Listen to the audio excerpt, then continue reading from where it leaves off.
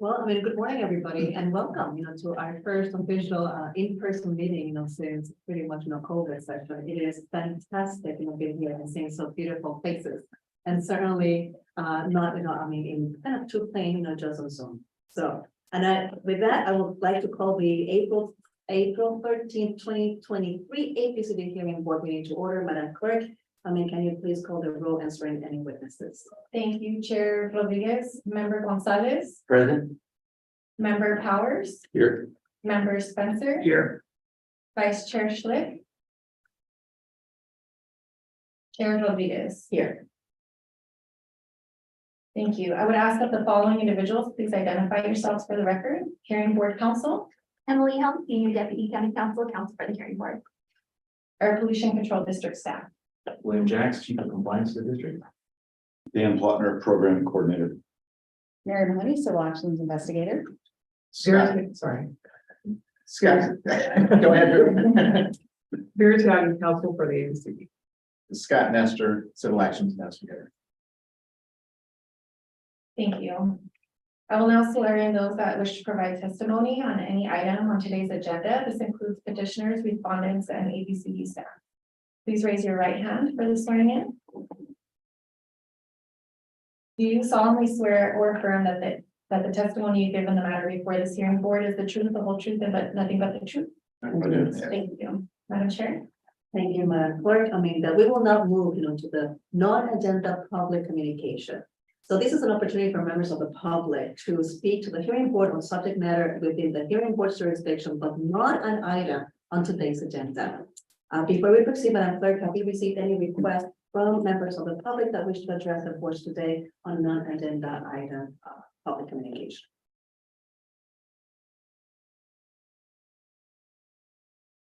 Thank you, Chair Rodriguez. We have received no requests from members of the public to address the board under non-agenda public communication.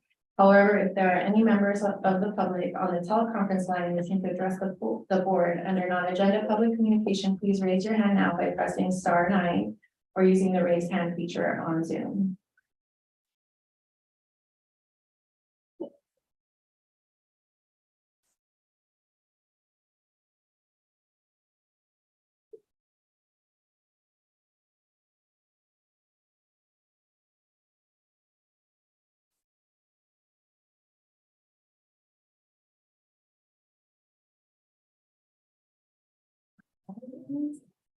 Seeing no members of the public wishing to address the board today under non-agenda public communication. Madam Chair.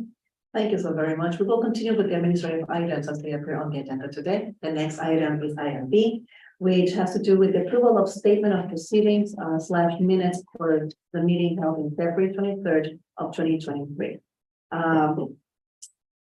Have the board members had an opportunity to review those statement of proceedings? Are there any comments on the statement of proceedings? No. Okay, thank you. How about other members of the APCD? Are there any comments on the statement of proceedings for February 23rd, 2023? No comments. Thank you so very much. With no comments, do I have a motion? That to accept? Dr. Spencer, moved. Second? Second. And there are 2 seconds. Could you please not call the roll, Madam Clerk? Thank you, Chair Rodriguez. Member Gonzalez. Aye. Member Powers. Aye. Member Spencer. Aye. Chair Rodriguez. Aye. Madam Chair, that motion passes with all members present voting aye, with the exception of Vice Chair Schlick, who is not present for today's meeting.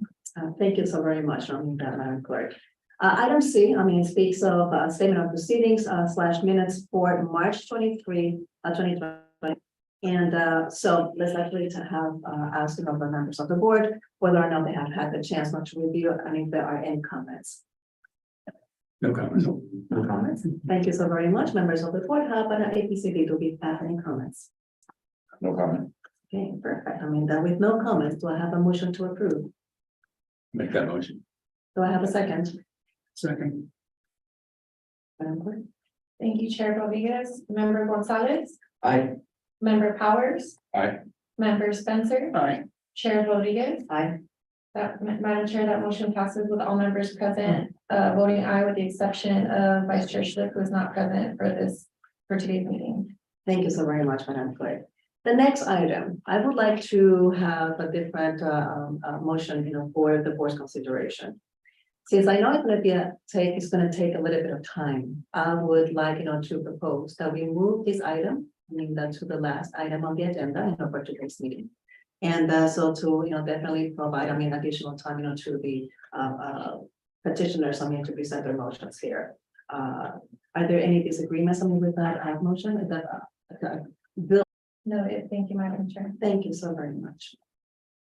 That with that, that kind of arrangement to the agenda, that let's actually signal with the petitions before the board. The first petition that is listed is petition 4527. That is the San Diego County Air Pollution Control District, County of San Diego abatement order against respondents, new lead biofuel. And I believe, this will be, I think, the last schedule, update that, nearly would actually have, for us. As it is customary, we will certainly hear from the district first, and then I will provide the opportunity to new lead, to provide a public status update. Okay, who's going to be speaking on behalf of the APCD? That would be me. Ms. Mahoney, could you please, sorry. Madam Chair, sorry, I do apologize. We do not have a speaker slip for. Oh, thank you so very much. Yeah, This- I think this is. Thank you. Okay, the speaker lead, Mia can definitely, are you going to be the only person speaking from your lead? And Person. both, okay. Thank you. Thank you. And then can you go ahead and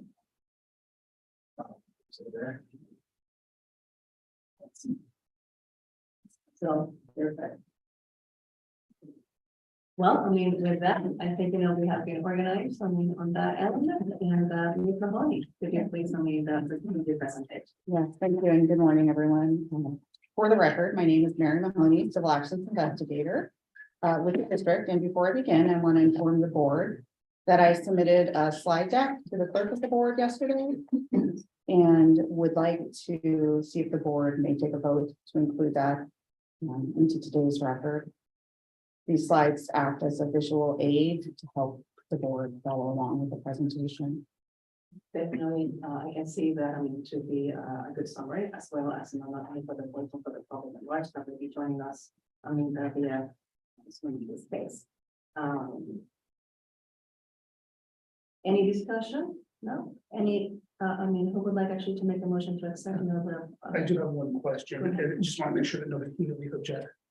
No. Okay. Okay, so Dr. Spencer, would you move, to accept, that as exhibit 1? Second? Second. Second, could you please call the roll? Thank you, Madam Chair. Member Gonzalez, Aye. Member Powers, Aye. Member Spencer. Aye. Vice Chair Rodriguez. Aye. I'm sorry, I apologize, Chair Rodriguez. Aye. Madam Chair, that motion passes with all members present voting aye, with the exception of Vice Chair Schlick, who is absent from today's meeting, to accept the district's presentation as exhibit 1. Before we get going on this one, I would definitely like to encourage, the APC to also provide, the presentations before the meetings, for subsequent meetings, that pose this. I think, that not only do we get a summary, statement, but the majority of the presentations also based on that. So again, I think I heavily recommend that.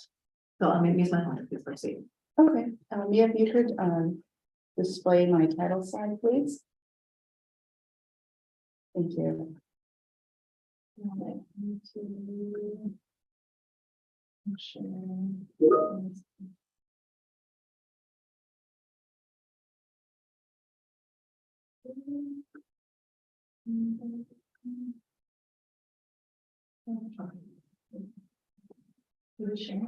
Yes.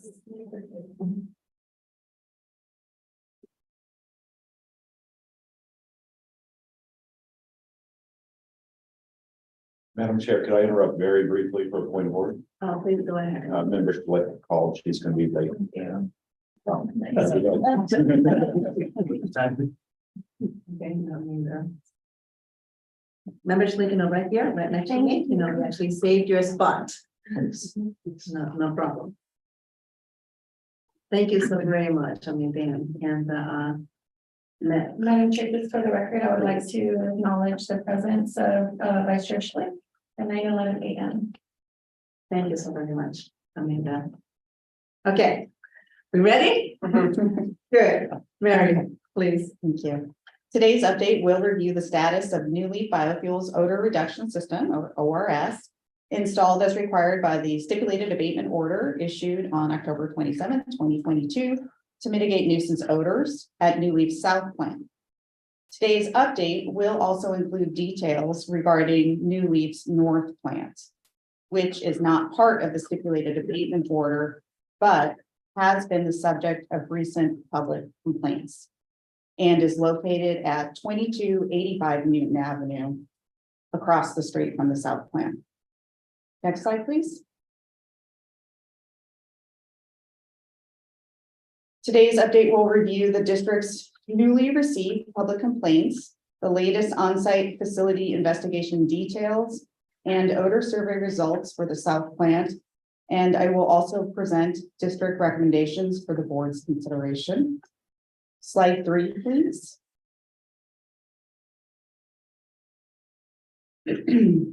This slide shows the most recent public complaint count separated by before and after ORS operation. There are now a total of 40 New Leaf odor complaints received to date, with 8 of these 40 complaints being received after ORS operation had begun at the South Plant. One of these 8 post-ORS complaints was received a while ago and already discussed. The other 7 odor complaints received after ORS operation have occurred only recently, between February 28th and April 6th. Some of these 7 recent odor complaints appear to be linked to New Leaf's North Plant operations rather than their South Plant operations. The number of unique complainants has remained unchanged. There are still 12 complainants and 1 anonymous complainant. I will go into greater detail about these 7 recent complaints in a few moments. Slide 4, please.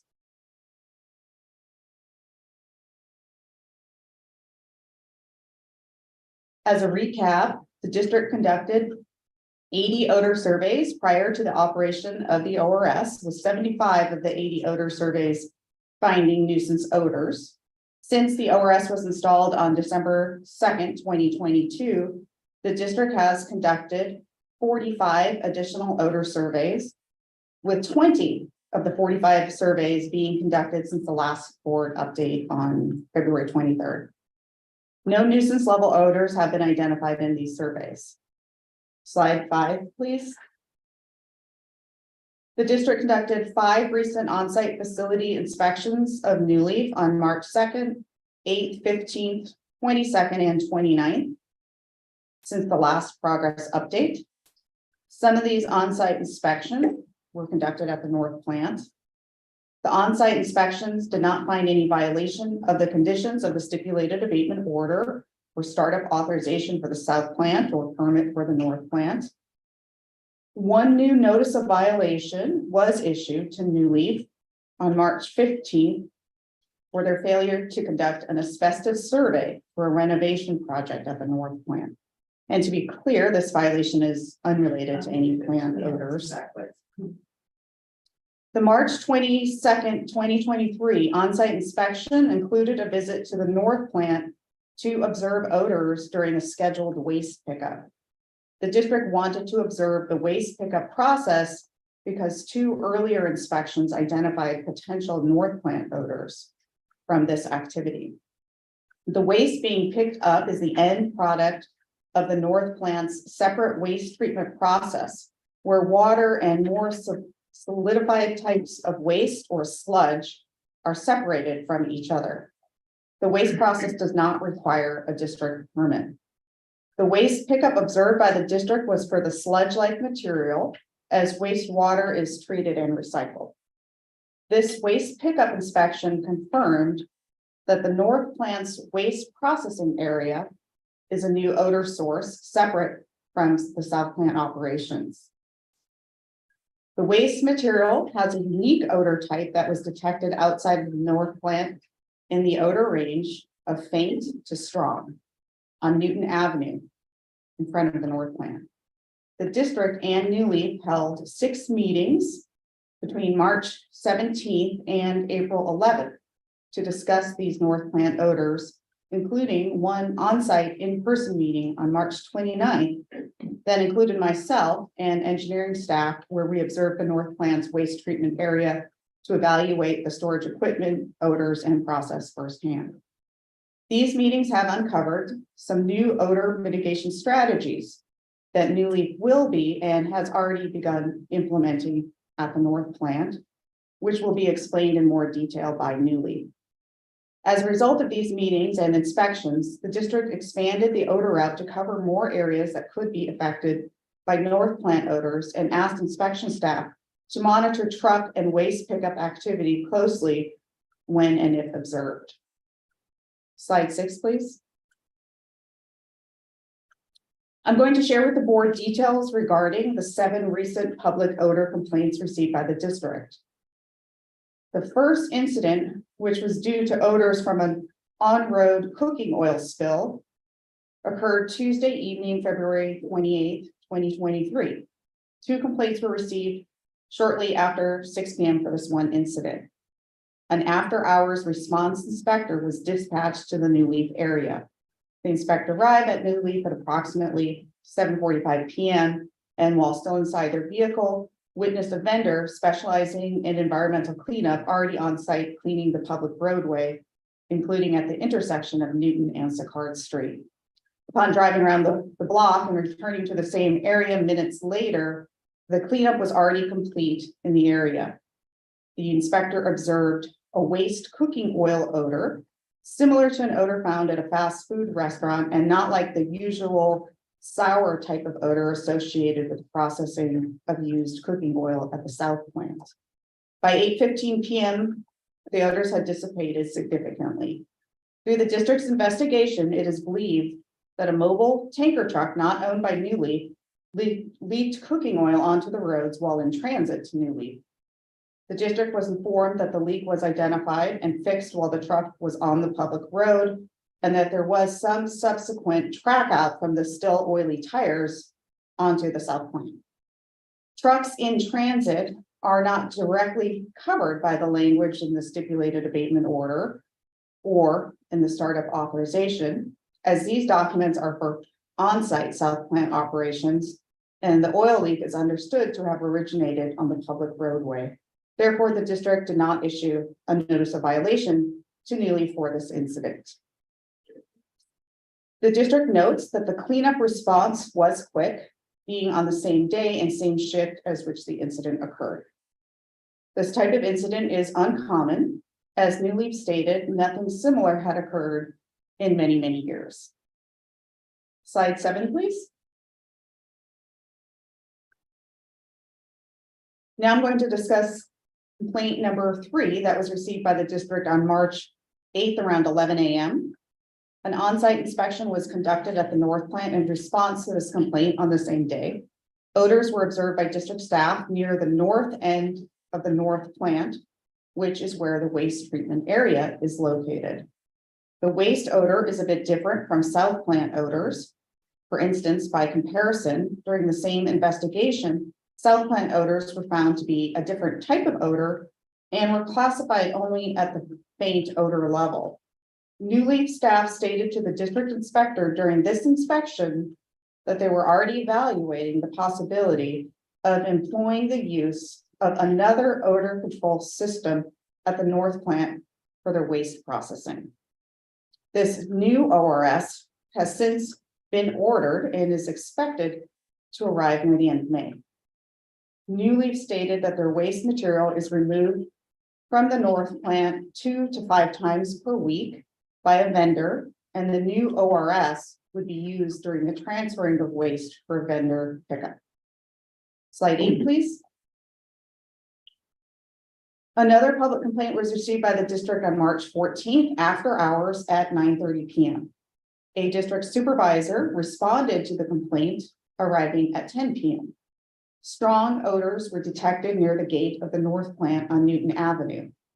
Faint odors were observed closer to the south plant, and no odors could be observed along Newton Avenue across from the south plant where more homes are located. The next day, a district inspector conducted an on-site facility inspection of the north plant. There was no odor present at the south plant. It was noted that a waste truck had been picking up New Leaf's waste material at 9 p.m.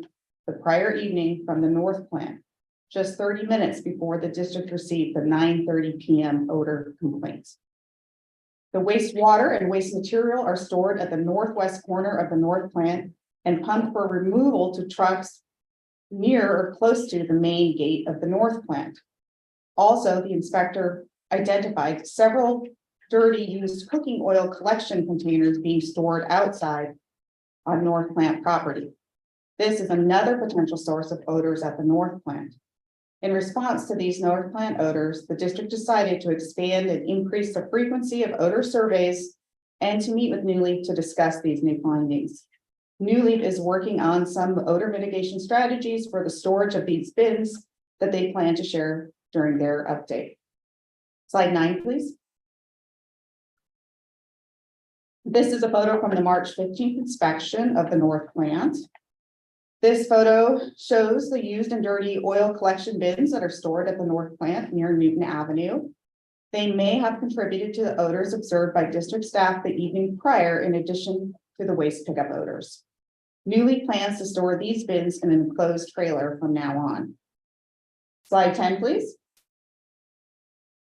Another public complaint was received by the district March 22nd around 3 p.m. A district inspector happened to already be at New Leaf at the time of the complaint, conducting a north plant inspection of waste or sludge pickup. Distinct odors were detected near the south plant on Newton Avenue. These odors were observed to be typical south plant odors and are believed to be due to south plant operations and were found near residential homes and along Newton Avenue. This is the first and only time to date that a distinct level of odor has been found near homes as a result of south plant operations post ORS operation. One other distinct level of odor was found near residents near the south plant, but that distinct odor classification was actually deemed to be due to north plant odors being blown towards south plant residents. The waste pickup at the north plant found odors ranging from faint to distinct on that date. Slide 11, please. A public complaint was received March 29th, 2023, after district staff, including myself, had been on site earlier in the day. The public complaint was received near 6:45 p.m. and stated odors had been occurring for 4 hours leading up to the complaint being filed, or about 45 minutes after district staff had left New Leaf for the day. Only very faint odors in 2 spots out of several sampled spots were detected by district staff prior to the complaint being filed. All other areas had no odor. Nevertheless, an after-hours odor survey was conducted at 8 p.m. and our staff found odors classified as strong, but only in 2 areas nearest to the north plant and specifically near the waste processing area of the north plant. Odors near the south plant were classified as faint. Slide 12, please. A public complaint was received on April 6th, midday. An odor survey was initiated within an hour. The odors were not confirmed by district staff. Slide 13, please.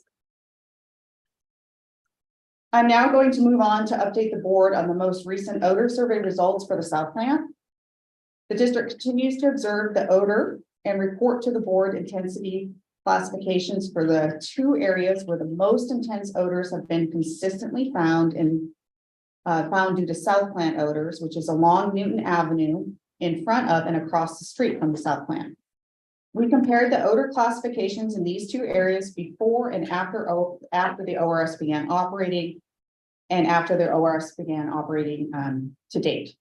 The table on the left has the odor intensities found at these two locations before the ORS was operating, when the majority of the odors were classified as distinct and strong. The table on the right has only the results from the 45 odor surveys conducted after the operation of the ORS had begun through yesterday, April 12th. The results show that the odor intensity levels observed continue to remain lower than before the ORS began operating, with most odors being classified as not detectable or very faint near the south plant, with 3 very recent exceptions since the last update.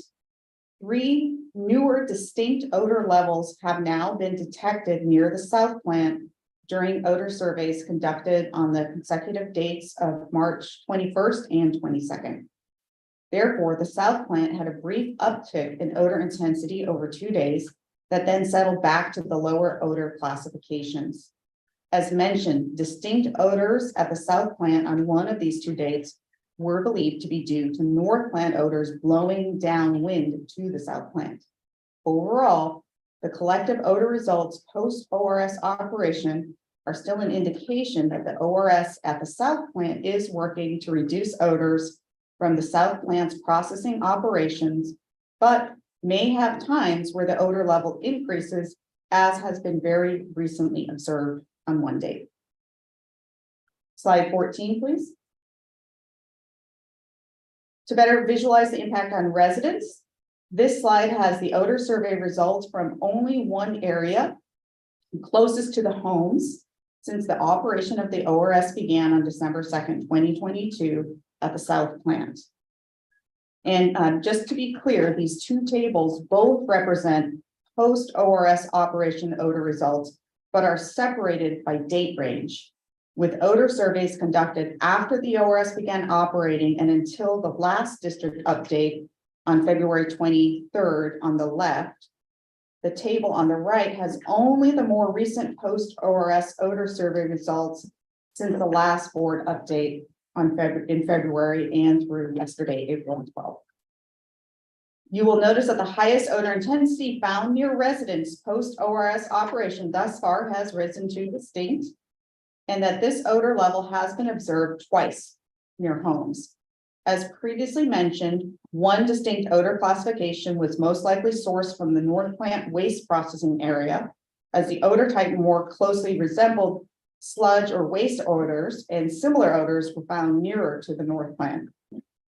The table on the right has the no odor rating nearly tied with the very faint odor rating, and overall post-ORS operation still has the no odor rating remaining as the most frequent observation near homes.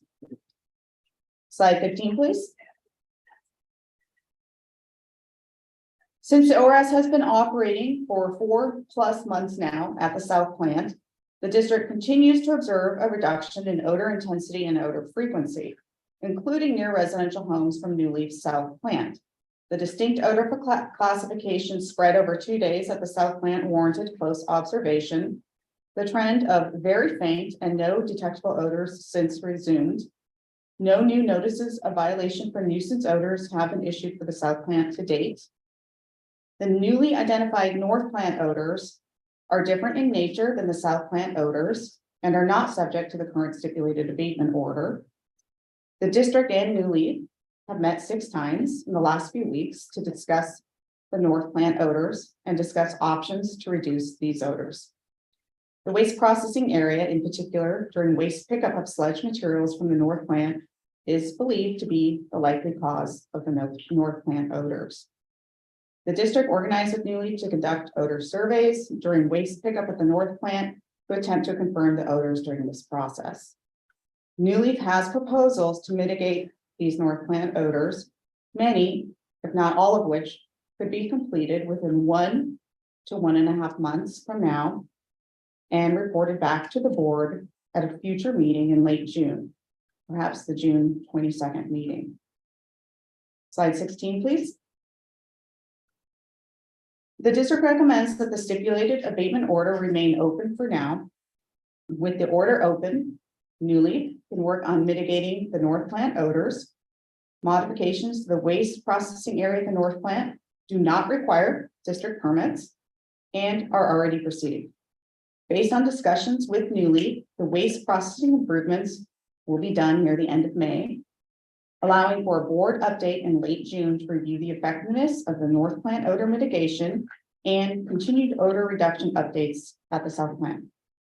At this future date, the board may take action to add conditions to the stipulated order, to extend the order to the north plant if warranted, or possibly terminate the order if all odors seem to have resolved. Again, Newly is planning on sharing more information on their odor mitigation strategies for the north plant. Last slide, please. This concludes today's progress update. Thank you for your attention, and please feel free to ask any questions. I mean, as always, I mean, really very detailed oriented and very well stipulated. I have a question for you, definitely on the, I actually have several questions, so I'm just going to ask, one for now. I mean, the expiration of the stipulated abatement order, do we have an end date for that as well? We don't currently have an end date. The way it was worded was that let's wait and see what happens and reconvene on March 23rd, which obviously passed. So we're recommending to keep it open and looking towards that June 22nd date. Okay, so it will continue to be open, I mean, until pretty much not going to solve that issue, so that's good. And so, thanks. Questions, I mean, from Ms. Mahoney, from the members of the. I have a question on how did a spill occur and get cleaned up almost instantly? That was impressive. Like this contractor truck spills cooking oil and almost immediately it's cleaned up. I'm just curious how that happened. Really? I think a part of it was based on the timing of when we arrived. We arrived near the end of the cleanup process. I presume it took longer, but we showed up during the last 15 minutes. And that's what we were able to observe while we were there. Impressive to that, like, understanding that you can add more detail is that the valve was kept open from the place of departure to New Leaf. So leaking likely occurred along the roadway all the way to New. But the odors that were identified at New Leaf were responded. So I think the actual amount at that location was not a lot. Yeah, and I believe that other cleanup activities were continued along the path that was traveled, but not necessarily, in front of or near the roof after that point in time. And just to clarify, that truck was not New Link's truck, that was like a restaurant or someone bringing in material, It was owned by a different company. owned by a different company. I mean, I'm gonna focus, I mean, on definitely, the stipulated order of abatement that we actually have in front of us. I mean, so there have been a couple of excursions right now. I mean, well, not excursions, I mean, because definitely this has not carried any notice of violation from those odors, I mean, but the recent increase, I guess, in odors, I mean, particularly on the intensity scale, does the APCD have, I don't know, a theory as to what would have caused those? Anything like meteorological, anything, that New Leaf, we actually have not done, I mean, to have increased those odors, I mean, what do you want to expect there? So far, Any what we've further? observed is that when the vendor comes to pick up the sludge waste-like material from the north plant's, wastewater processing area, that the timing of those events have correlated with public complaints and with observations made by district staff witnessing the transfer of that waste material. It could also be a result of when the plant is operating and what capacity they might be operating at. We're, looking into that theory, we're trying to take careful notes of what we observe, activity-wise during the odor surveys to try and make those connections. So thus far, I mean, definitely there's so many variables, and as you know, I mean, the odor threshold for many of the chemicals, I mean, particularly aldehydes, are usually 100 to 1,000, I mean, that times less, not that anything that would be, I mean, considered, a risk, I mean, for example, either occupational or otherwise environmental. So, I mean, that this is very sensitive, it's a sensitive issue, but has thus far has newly, operated, within the stipulated order of abatement. In good faith, and have they actually completed, though it's not that we're on that, that document. We haven't identified any violations, to the stipulated abatement order. But it does seem that there is a newly developed problem, and hence our recommendation to leave it open. I'm gonna add to, so there's multiple different pathways to the wastewater tanks. My understanding is one is, from trucking just from across the street from South Plant to the North Plant through their own trucks that are, as we understand, under vacuum. And then there is the, truck that takes the wastewater that's used for agricultural fertilization out of country, from my understanding.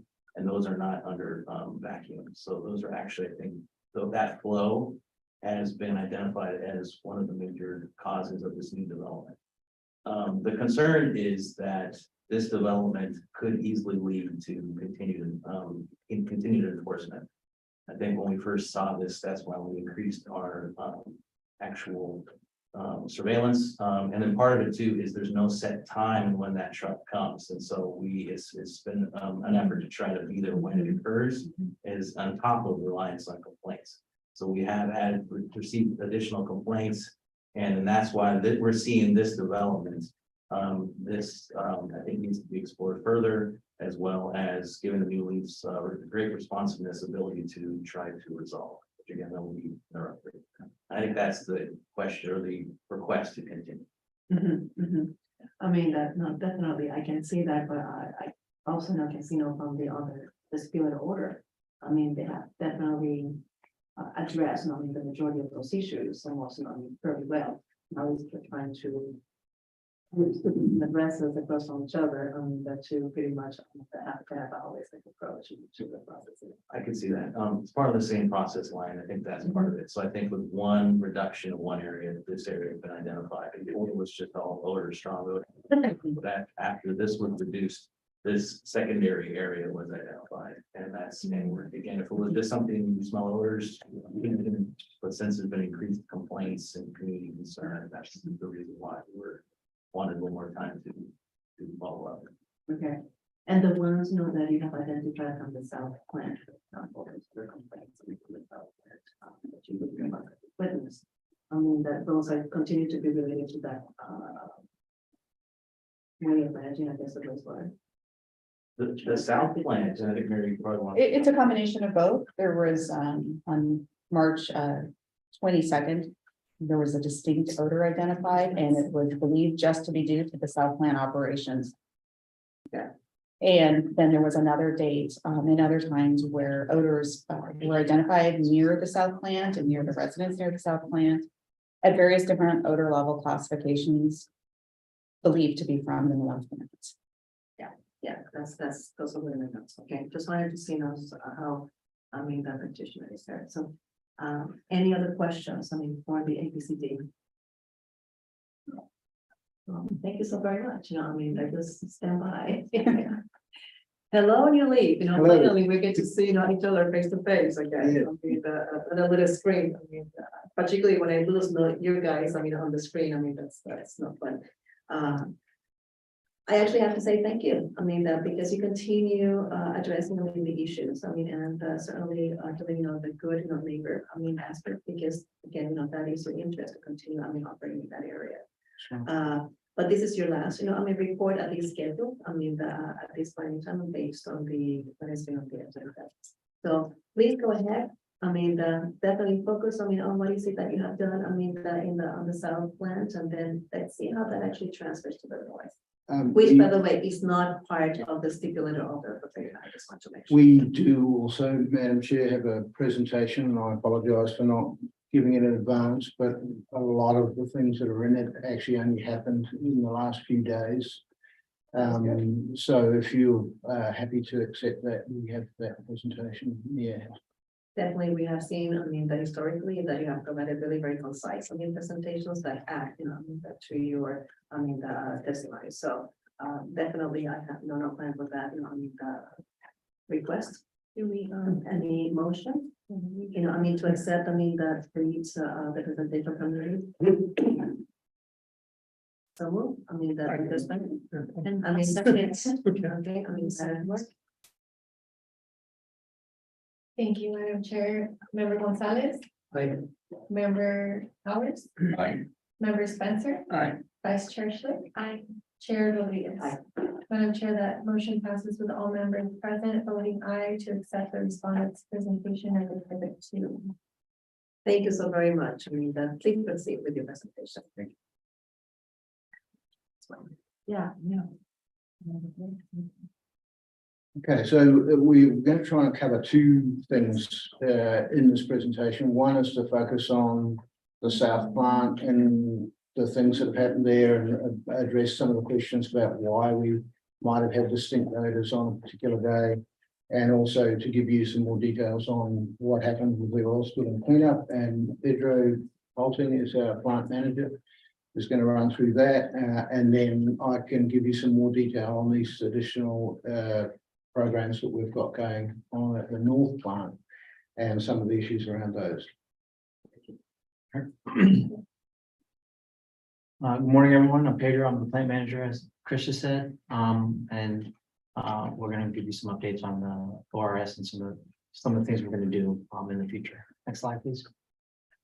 I'm going to go over the first part, which is kind of a recap of where we are today with the South Plant and the ORS. And then I'm also going to talk a little bit about the oil spill that they had mentioned, that the APCD had mentioned on February, late February. And then Chris is going to go over some of the additional things that we're doing regarding odor to kind of mitigate some of the newer issues. Next slide, please. And so I'll be, as far as the ORS, I'm going to go over kind of the baseline conditions, the record keeping that we're doing, the performance that we've had, and then startup authorization compliance, and then our monthly reporting that we're doing per the conditions of the abatement order. Next slide, please. So we've been running the ORS continuously since we installed it in December. The DP on the carbon beds, our baseline that we measured was around 21 inches of water, and we have a threshold to replace those carbon beds at 25 inches. The pressure drop that we're talking about is, and you'll see it in a future slide, there's 2 points between the two carbon beds, A and B and C and D. Now, I'll point that out in another slide. We have, it'll be an indication of if the carbon beds are plugged, and so then we would have to replace the carbon. And then we also would have to do H2S sniffs at the downstream of the beds. And then we also have to make sure that the plant is under negative pressure. So we have a pressure indicator inside the plant and outside the plant. It has to be negative at all times, or less than 1 ppm. Oh, sorry, it has to be negative at all times. H2S is negative 1 ppm.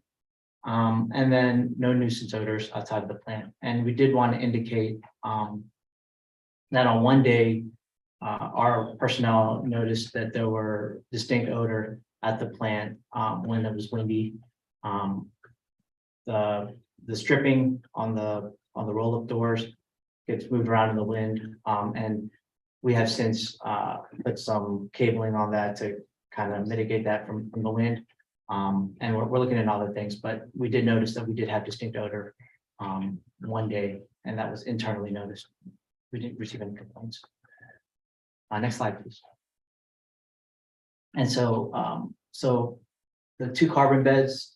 So you can see at the top of the plant, there's the ducting that pulls all the air from inside the plant, and it goes to the right to that diamond shaped paper filter, and then it goes through both of the carbon beds. And then the DPs are at points, A and B, and then one at C and D, and that measures the DP across each carbon bed. And then downstream of that is where we pull the H2S. To make sure it's below 1 ppm downstream of the carbon. And then we have that fan, it's an ID fan, so it pulls the air from inside the plant through the beds and everything else, and then out the silencer, which reduces the noise. Next slide, please. And so this is we made a spreadsheet that allows kind of a one-stop shop for the district when they come in to see everything and make sure that we're in compliance with all of our items. And so that green area is the initials of the operators that are on, and we do all these items every shift, so twice a day. And then the red area is our external odor check that we do. So our operators just walk around the plant and see if there's any odors. And then that blue area is where we put all of our data for the H2S sniffs. They're always 0. And then the DP, they haven't deviated from 21 since we started. So they have all that data. And then on the right, that orange area, that's relatively new. So we've started keeping data on when we start up and shut down various areas of the plant, of the south plant, to kind of help the district when they do nuisance odors, they can know what's running and what's not running. So we've given them, that's not part of the abatement order, but we have just been working with the district to help them. But so the operators record what times they stop running, and then we have just like at the very end a little note section for like if we shut down the plant or things that don't fit, if they need to add a little bit of detail for whatever. And so that's like our basic spreadsheet that the district comes and views sometimes weekly, just whenever they come by and check for compliance. And then condition 4, we do a 30-day compliance report. And some of the data from one of those reports will be in a future slide. Next slide, please. So operations, we started up the ORS early December, and it's been running continuously this whole time.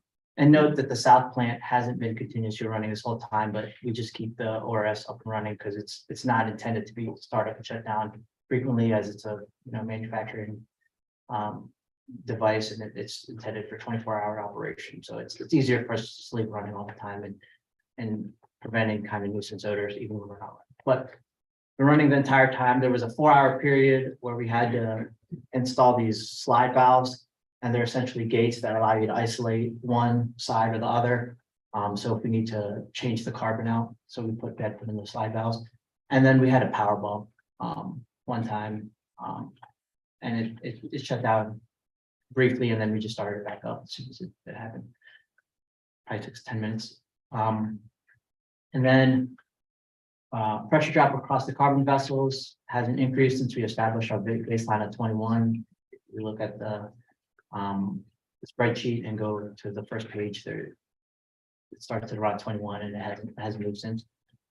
The nuisance odors, we haven't observed any nuisance odor. We did observe the one distinct odor that was right outside our plant,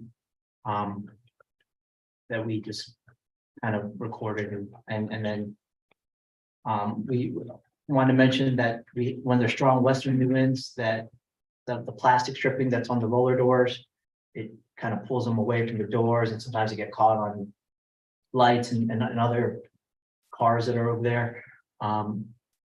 And so we've recently put some cabling at the bottom to kind of secure those strips, and it's been doing okay.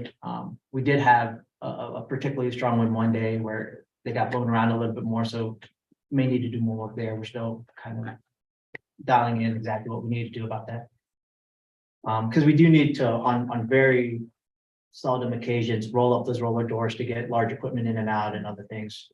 Since the ORS has been running, we've only had to do that, I think, once. But every now and then we do need to roll up those doors, so we need to have access to those doors when we need to. Next slide, please. I'll begin with that. Here we go. So as far as our baseline compliance, the district has come by as recently as yesterday to kind of check over all of our housekeeping and they checked their DP on our carbon beds, and look at all of our records, and we've had 100% compliance. There's a few things that are not applicable because we haven't had to like service the carbon yet and other things like that, but for everything that is applicable, we've had maintained 100% compliance and haven't had any issues with abatement. Next slide. So this is that condition 4, which is kind of like our monthly report. We're not really, it doesn't say in the abatement order that we need to send this to the district, but I believe we had been, just 'cause it's in the beginning, and just to give them some data on what we're doing. And essentially, and you can see, so we're doing our monthly report. We check the DPs as frequently as we need to. And we just kind of detailed that the operators do most of the housekeeping and all the DP checks and the H2S sniffs and all that stuff. They do that twice a day, like you saw in our spreadsheet. And then during this period, we haven't received any odor complaints from the outside, from the public. And so that's a sample of our Mission 4 monthly report. Next slide. Just a question on that slide. Sure. You need 25 inches as opposed to 25 PSI. Yes. Yes, we do mean 25 inches in there. Like it's not PSI. PSI would be a lot. Thanks. I'll take that.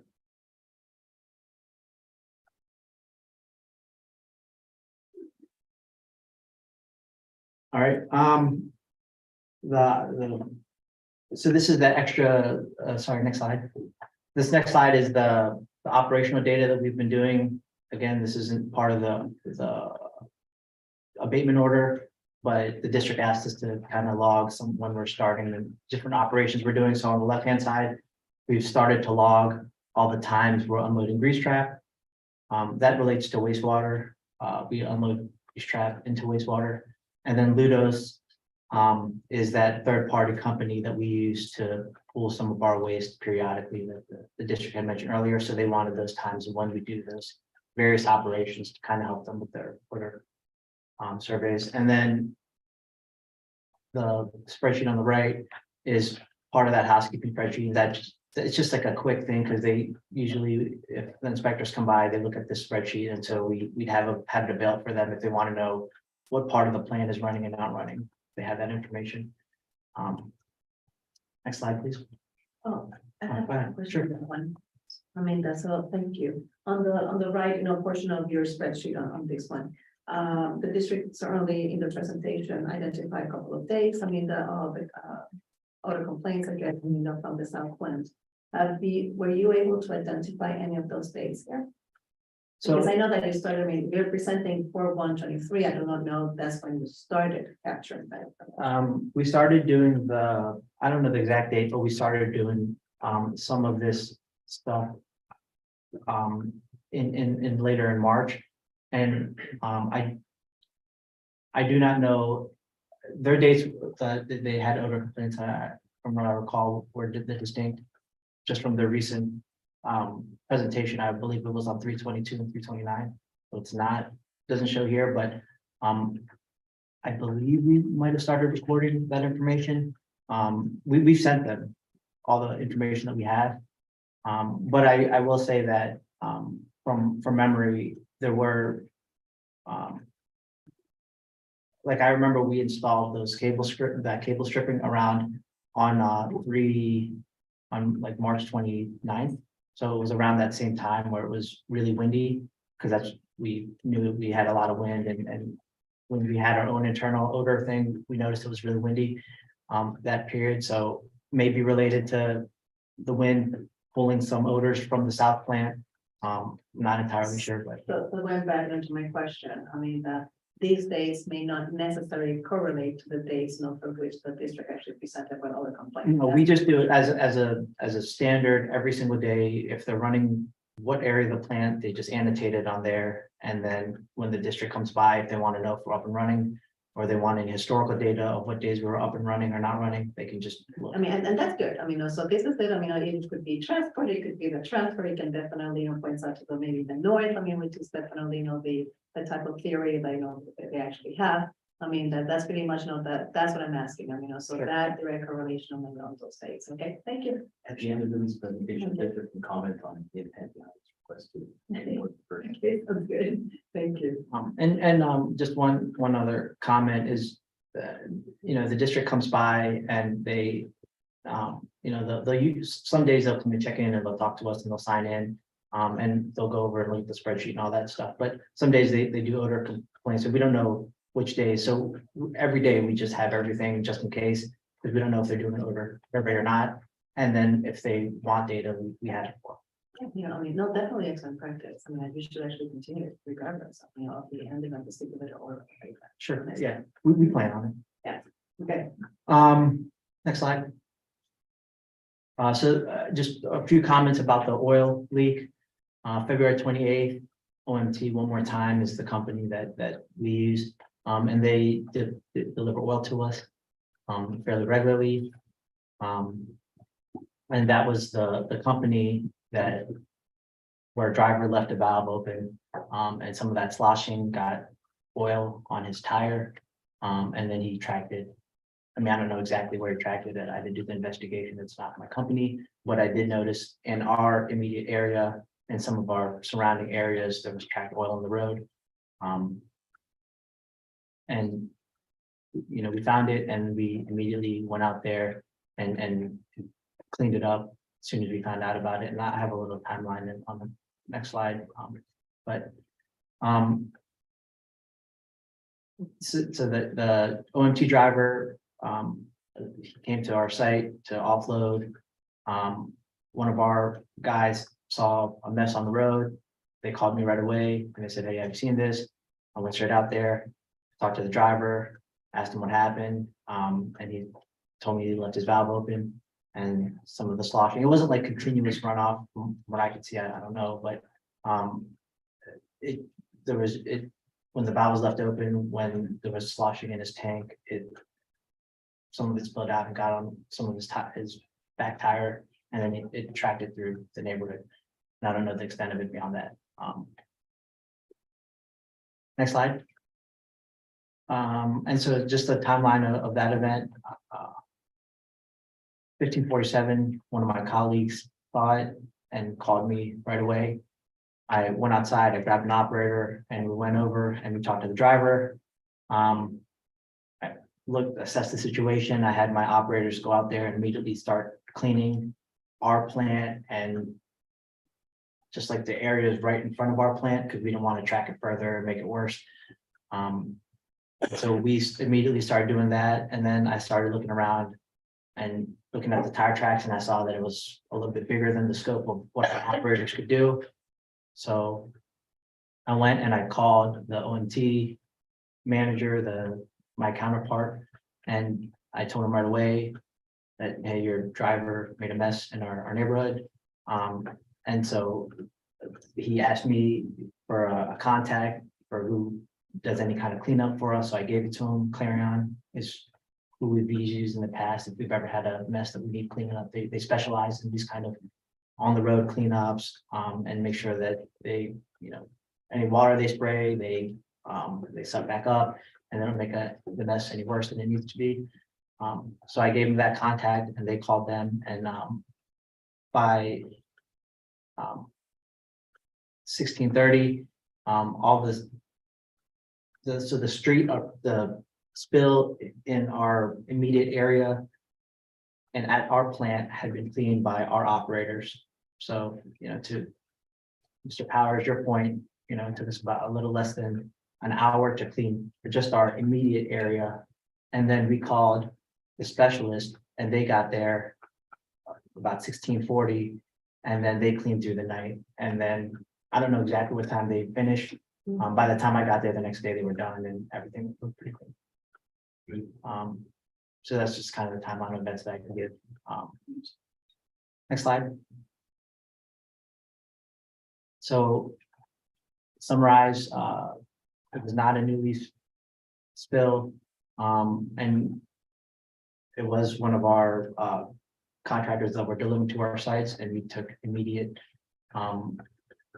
action to clean up what we could, and then I called their management and had them come by, or have a company come and clean up the areas that was out of our scope of cleaning.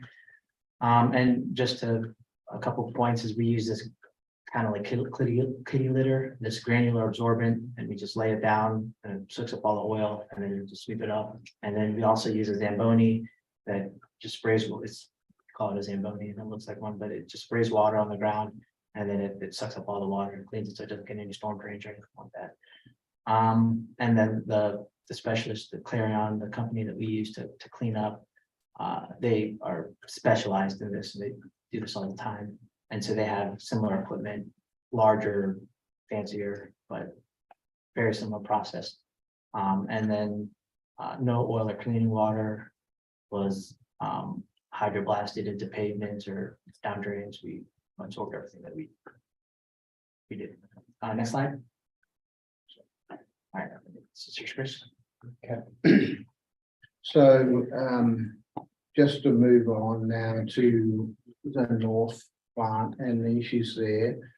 Not, without wanting to contradict or challenge anything that has been raised. The basis is that north plant and the water treatment facility have operated for a long time, many years. During 2022, it was very busy at that water treatment facility. And since the ORS itself has been in operation, the water treatment plant has been in continuous operation. March was probably the slowest month at the water treatment plant for probably 5 or 6 years.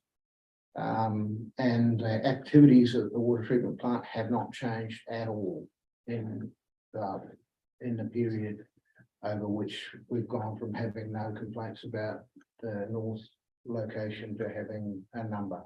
Now, I just want to set that as context. It's not anything different we're doing. We're doing a lot less of it than we normally do right now.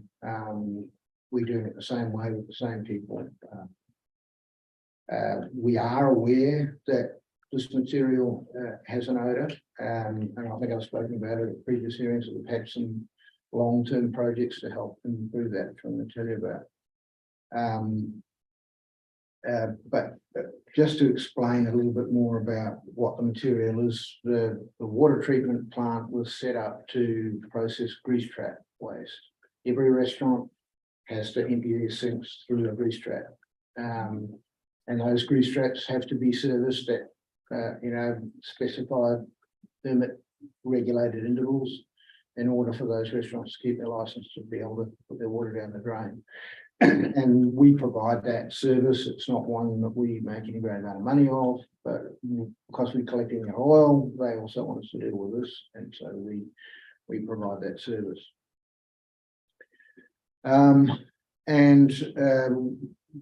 We've, I guess, been looking at a whole lot of different ways that we can try to eliminate the potential for odor from that water treatment facility.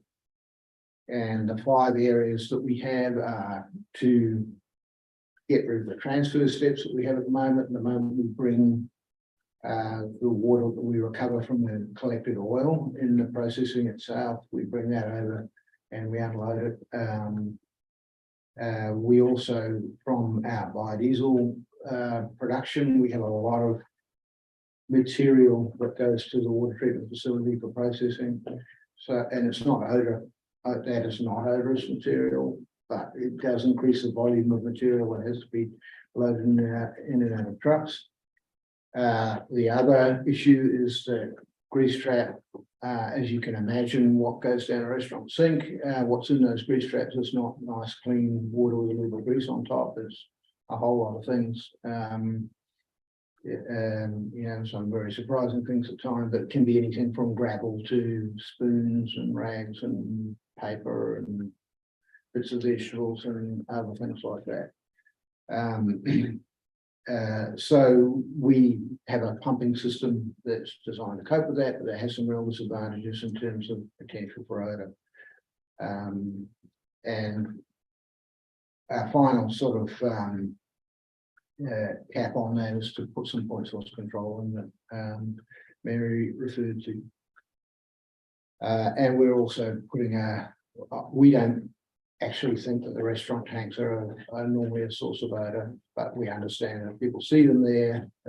It doesn't help their mental state in terms of having us as a neighbour. So the first, next slide, the first thing project we've had is one that's been underway for about 18 months, and that's to try and get a pipeline between the south plant and the north plant. It might have been reported in the news about our giant pipeline, but it's actually about 80 feet long, and it's going to be about that much diameter, that big in diameter, with smaller pipes in it to take material back and forth. This would eliminate quite a lot of truck movements at our peak production, and that was really the main objective, was to get the traffic off the road around the plant. However, it means that we don't have to load trucks or unload trucks, and so any odorous that's associated with that would be eliminated. And of course, you don't have the engines idling and running for hours every day, which is also another contribution to having cleaner air. Next slide, please. So that's what it looks like. You can see the blue line, that's where our truck goes. It goes to the south plant, gets material, transfers it, and this is both the feedstock for oil and the waste material, the water with some oil and other bits and pieces, and grit and other things that we get that goes to the water treatment facility. And the pipeline would just go straight out of the road into our plant, North Plant. The next slide, please. The second thing we have is that we want to try to reduce the amount of material that goes into water treatment. So at the moment it gets material from south, it gets the grease trap waste we pick up from restaurant locations, and it gets the material from the cleaning and washing of biodiesel in the biodiesel plant. And they all go into one place, and so all of the oily residue that creates ends up going out to the Ludo's contractor. So it's quite a lot of volume. So if we can cut that down, then that's less trucks to load and less chance to load it. So that is now in operation, and we think it will be at least a 50% reduction in volume. Next slide, please. Now, this is a very confusing slide to look at. I realise it's a sort of a very simplified summary of our biodiesel facility, but you'll see that on the bottom right there, we have a combination of centrifuges and processing tanks that do the cleaning, washing and drying of biodiesel, and all of those activities generate some material that is a mixture of water and biodiesel. The reason for that is that we use centrifuges for this process, and obviously you can never get a perfect split between oil and water out of a centrifuge, and we cannot err on the side of the water because we have to meet a specification to be able to sell our product.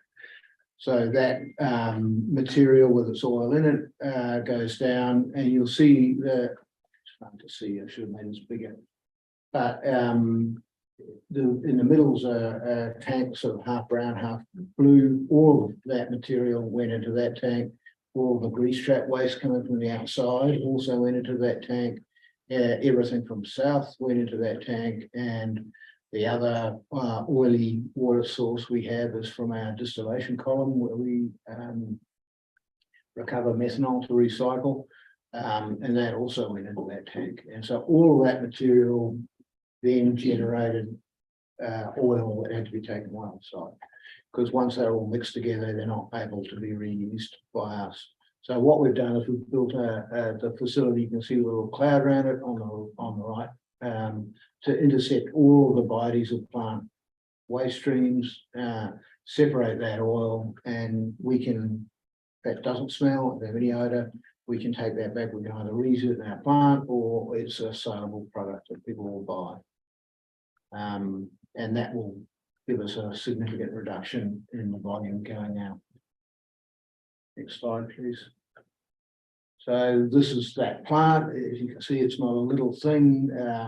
It's been about 6-7 months in the making. It's sort of a fully automated facility that checks, it gets the material in, it decants water off the bottom. It uses a density meter to tell when it's finished pumping out water and it's pumping out oil and so on and so forth. And it's all connected to our automation system. Next slide, please. So the second activity we're completed is to get our air volumes for oil loadings, this is the waste oil loading, reduced. So how we've been doing it, because these trucks that arrive are just tankers, they don't have any pumps, so they can't, they're just a simple tanker. So to get the material out of our tanks and into their tanks, and deal with the fact that they contain all this debris and bits and pieces, we have been using, we have a very large vacuum truck, so we fill that vacuum truck with the material, because it just goes through a big pipe and there's no pump to get in the way, and then we blow it back out of that vacuum truck into the contractor's truck. The problem is that all of the air that gets generated has to go somewhere, and that air can have odor associated with it.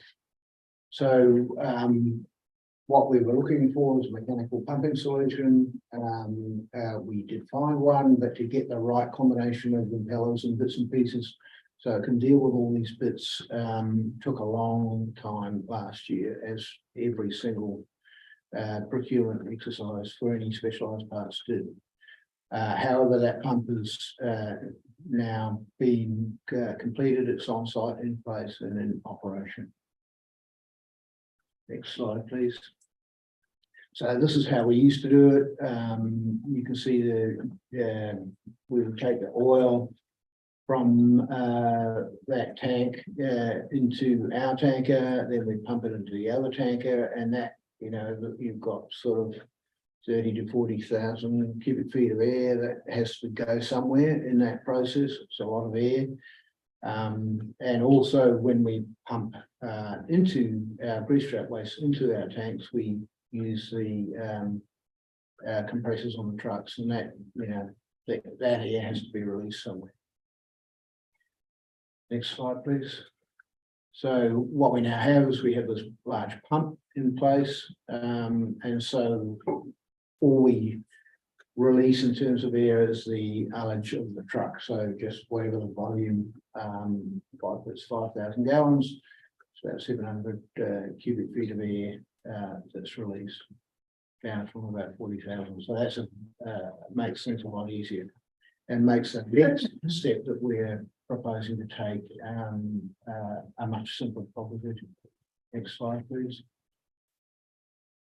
So this is just the oil storage containers. This is what they look like when they're nice and clean. What we do with them is we collect them up. The same contractor that takes that oily waste away, they take them away. They dip them in a degreasing solution, hydroblast them, do any repairs, and then they send it back to us. Next slide, please. And so we have bought 2 of these, and one will sit on site, and all of the containers that come in will go inside it. When it's full up, the contractor will pick it up and they'll drop the empty one, or they'll bring them back to not empty one, it'll be full of clean ones. We'll put them outside, and then we'll use that empty one there when it's been empty, use that trailer to collect the next one. Let me ask a question on that one. I mean, I was just based on, the picture that the APCD showed a little bit earlier. Does that cycle treatment of your containers, I mean, is that like within 24 hours? I mean, does it take? No, I mean, Labor on the site and. it's several weeks to accumulate. I mean, we got much smaller trailers than the ones I've been using, the smallest we could get, so that we can reduce the amount of time. I mean, obviously, the longer that something that's dirty sitting around, the more likely it is to become a potential risk. It takes a few weeks to accumulate a trailer worth of containers. We have about 3,000 out in the field. So, we probably clean 20% of them every year. And what is the volume capacity of these storage units? Capacity? I wouldn't know. We don't fill them right up. We're not allowed to fill them right up because the customs people have to be able to go and count specific containers and how big they are and inspect them. So I think the way they normally do it is they just have a row each side. I couldn't tell you exactly how many of these would contain, but I'd say probably maybe 40. Thanks. Next slide, please. So the last thing is to remove any remaining risk of oil transfer in or out, that's grease trap in or south waste in or oil out. And so we went back to the same contractor that provided the ORS for south. They have designed a small portable unit that we can use to connect to trucks when they're loading or discharging, so that all of the air discharged or loaded goes through a carbon filter. Next slide, please. So basically what for the oil loading, for example, we would connect this small canister, would be about 400 pounds of carbon with a 1,000 cubic feet per minute fan on top. And we'll just put that to the top of the truck. So no, it remains under negative pressure throughout the whole loading process. And we can use the same system for our own vacuum trucks. All of the discharge air on the vacuum trucks comes out through a Camlock port. So we can connect directly to that, and the capacity of that fan is about 3 times the capacity of those vacuum pumps. So we'll be able to accommodate all of that air. That unit has been ordered and we are expecting it to receive it during May. I believe before it's earlier than the end of May, but end of May later. Next slide, please. So I just want to also for the board to be able to understand that these are not things that we've waited around to be told to do. The pipeline, as I mentioned, has been going for a long time. We started the oil recapture to reduce the amount we are sending to waste in September last year. The pumping system, we had that pump and the materials on order in October last year. The oil container storage we've done just recently because it was only brought to our attention that this might be a good idea by the district. We still don't really think it's an odor problem, but we understand that it certainly is a visual issue.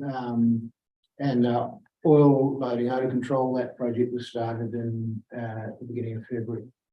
So well before this rash of complaints that came and from the end of February to March.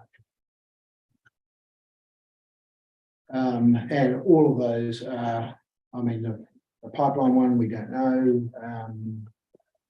It didn't get a very good reception at the local planning committee, even though to our way of thinking it seems to be a benefit to everybody. But we just have to, we just can't start until that's approved. And with the small carbon filter unit, we are waiting on parts as usual. Next slide, please. So just to summarise, I mean, we have, I think, in terms of the the abatement order, we've been in compliance throughout. We do recognise that, you know, the south plant is not perfect. It's always going to be a work in progress, probably. We feel that those incidents that happened were, you know, we've never had winds like that through that. Well, not in my experience. But we, you know, we can't be okay except when it's windy, so we just have to find ways to make sure that the wind doesn't cause odor release. And we're going to continue working on that. We've had a number of other projects over the last 12 months, most of which are now in place. And we're committed, you know, we realise that we're not going to solve all of this in one click of our fingers, and we're committed to keeping on until it's done. Thank you for your attention and Thank you. Thank you. Little story. I know that there's, you have gotten, you know, improvements. I mean, and definitely this is what we were after on that, this area. Are there any questions from the members of the board? Good presentation. Just a few. What was the date that you noted that the wind was causing some issue? Well, I think there might have been two occasions. One was the day, the first day you mentioned. It was the 23rd, 22nd, or 23rd of March. When it, you know, it was a really windy day, and I walked straight over there. I could smell it immediately. I tracked it back. The plastic strips were all over the place, and I could smell the odor coming out from around those doors. So I'm pretty certain that's the problem we had with that. I'm not sure about the second, but I know there was another day when there was a lesser but still noticeable odor when it was windy, same wind direction. And we installed that cabling on the 29th, March 29th, so, we talked about how we would secure it, and that took about a week, so seems consistent with about the timing. And just as not being an engineer, when you talk about DP, does that mean differential pressure? Because I Thank you. Going back to chemistry, doctor. And just making sure I understand the abbreviation. Yes. I mean, well, I have one more question. I mean, if I may. I mean, Doctor, are you finished? I'm sorry. Yes, I know. Okay, I mean, you indicated that the RS is operational 24/7. Okay, but do you have different modes of operation? For example, when you're not operating, I mean, that would it be controlled by a building management system to what is called an unoccupied mode? No, the fan we've only used it at 1 speed. We don't turn it down, and the reason we don't is that even when the plant is not operating, we're not doing anything. We usually have to keep that oil warm. We very rarely just let it cool off. So there's still a boiler, there's still oil being heated, there's still potentially odor being vented out of the tops of tanks. So we don't want to. I just don't think there's unless we close down for a month and don't do anything and everything's cleaned up, there's not a point where we would say it was a good risk proposition to turn it down or turn it off. No, I appreciate the point of feedback because I truly believe it is important. I mean, that's so we can make many modifications. Having it, you know, for design, I mean, the 24/7 operating that is very important. Thank you. Any other questions from the members on the board? No. No. Thank you so very much. Comments? I have a question. It's It's a perfect segue. That's why I want to take the opportunity. Following up on your question, Chair, is when do we plans to return to full production? Because our understanding through this process, and we've learned since our last meeting, is that Newly is not at full production right now because the production, the need for the production, the need for the product is during the winter months or during these months have decreased. So I think part of our request to relook at June, see another progress is to be able to compare apples to apples, because last year was at full production and this year as production has decreased as typical as we understand it, Part of it is we believe ORS has made a big impact, but how much of this is ORS and how much of it is because of decreased productivity? So our question would be, when typically the new leaf see an increase in production, in fact, how it was before. Mr. White? Well, I think there's two parts to this. One is biodiesel production and biodiesel, and in fact, every type of diesel, renewable or otherwise, in California has been through a perfect storm of oversupply. It was a very busy December, and then all of the weather and everything else, January through March. And that's probably a 1 in a 10-year type of situation. So we expect a return to normal in June. However, the critical odor for producing activities at South have not changed during that period. So we're still processing the same volume of restaurant oil, which is the main odor, potential odor generator, as we were last year. That volume hasn't changed through that period. We've just bought in less rendered oil, which is much lower odor potential, because we don't need it. And one just quick comment is the month of December, we were at, I think it was like our second or third highest production month. So December, while the ORS had been running, was as we were more productive. The reason to bring it up is because we've identified new odors, and so. And that's. And so, I mean, I think, that it moves, definitely I like, your proposal here, for let's go back, to the beginning and have a 12-month history. I think, it's relevant to actually have that. But certainly, maybe, so just one linear timeline, that's so what it says, the December we did this, that's what we did, production, highest. So you can certainly see, on your max production, what type of impact on reports of nuisance others have been. So I think, that would be a really very good way of doing, the 3-prong approach, that just on one page. But am I explaining, clearly? Because I can see it in my head. The staff actually tells me, it's like, okay, don't worry, you see the graph on your head, and let's actually get to that. Okay. Any other questions, any other comments? I believe, that Madam Clerk, do we have anybody of the public who would like, to also collect testimony? Thank you, Chair Rodriguez. We have received no requests for members of the public to address the board under petition 4527. However, if there are any members of the public on the teleconference line wishing to address the board under petition 4527, please raise your hand now by pressing *9 or using the raise hand feature on Zoom. Madam Chair, we have one member of the public wishing to address the board under petition 4527. Yes, please go ahead. I'm going to take that call. I will go ahead and call Nicholas Paul. Mr. Paul, you have 3 minutes to address the board.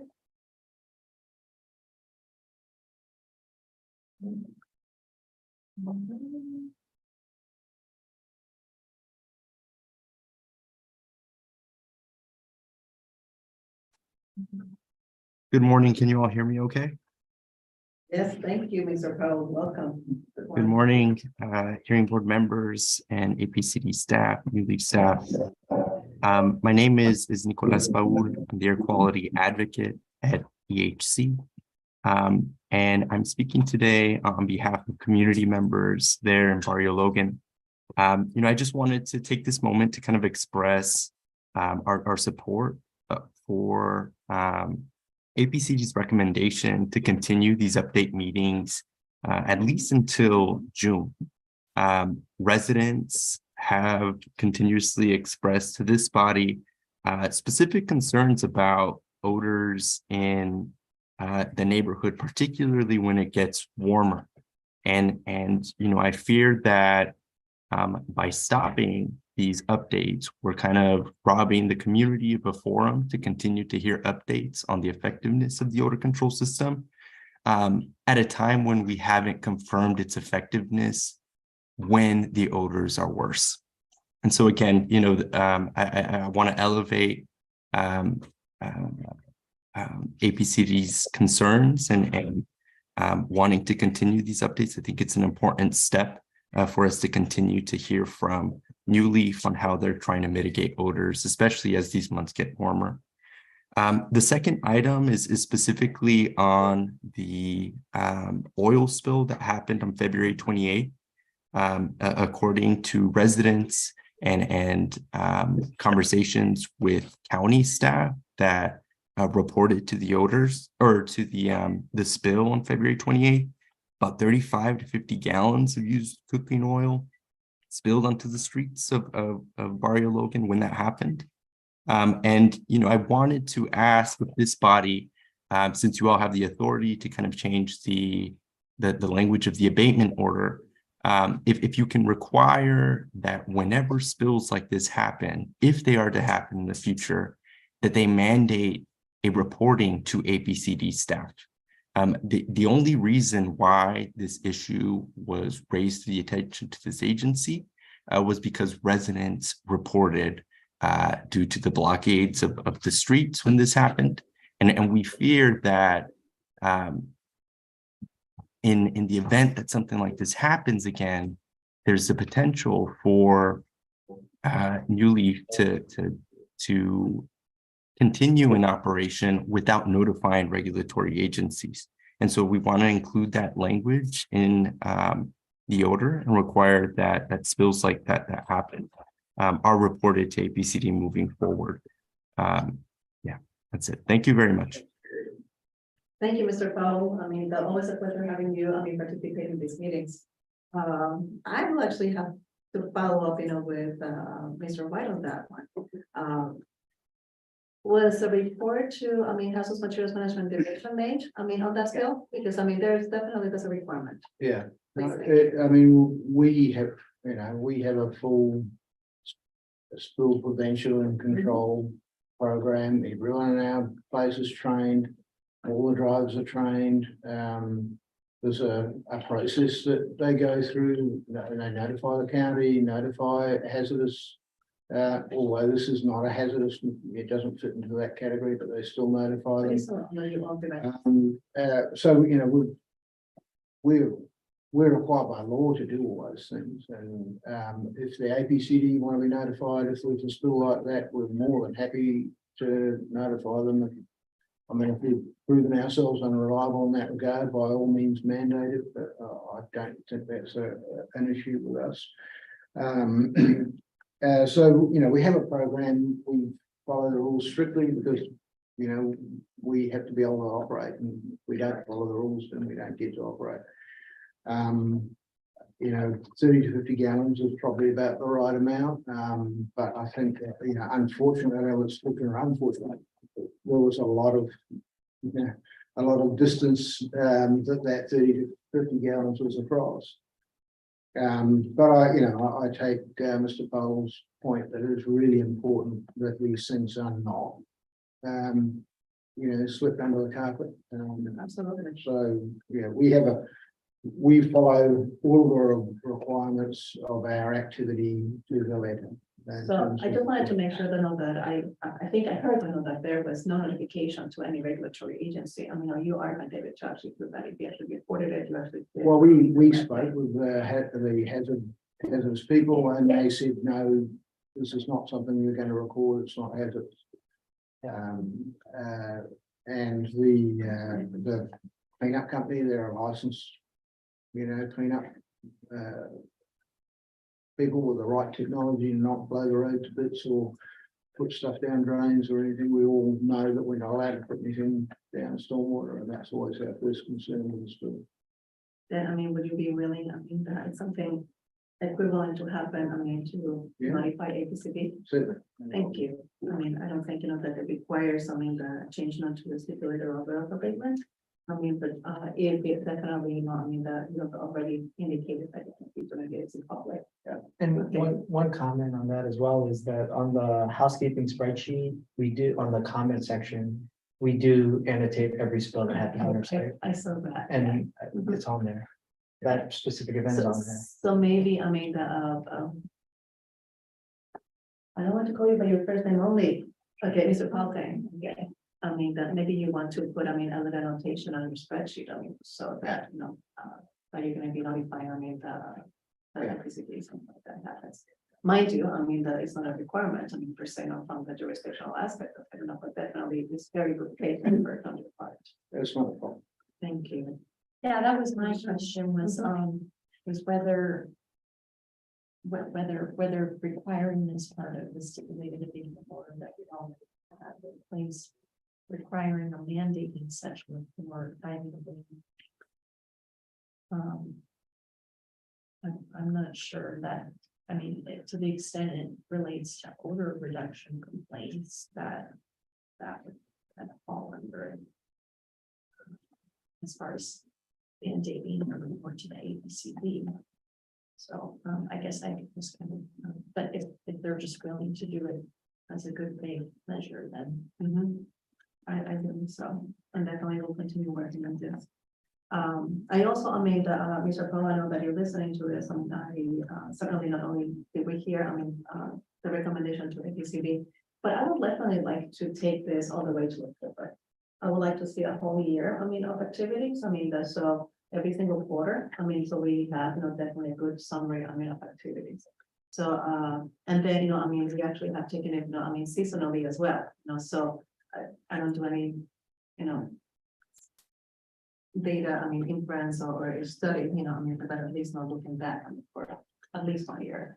I prefer two, but, you know, I mean, but at least 1 year, we actually, you know, provide a very good history, I mean, that to, you know, that to be supported by the public at large, I mean, so would you be willing, I mean, to come back, I mean, and provide a similar, I mean, like the last day, you know, a scheduled meeting in June and then the last scheduled meeting, you know, in October to do that, you know, so we can wrap up, you know, the whole year. I mean, I would, you know, I mean, I would happily come to keep the board informed. And I also know that the APCD want to keep the engagement, and our collaboration with them is important to us. So, I mean, we would feel, I guess, a bit aggrieved if people felt they had to impose that upon us, but we are very happy to come and keep the board updated, and we're obviously happy to keep working with APCD, and that's been very successful so far. I think so, no, I think that the partnership has been successful, and definitely the community has benefited as well, you know, so. I mean, I definitely appreciate that. Any other comments or questions from the members of the board? No. Okay. I mean, well, no, I mean, I'll make a motion. I mean, certainly we will accept, I mean, your presentation, I mean, as provided. And with the stipulations of the, a new report, I mean, is provided to this board. I mean, on the last scheduled day of June. You know, I mean, yeah, and then the last scheduled meeting for October.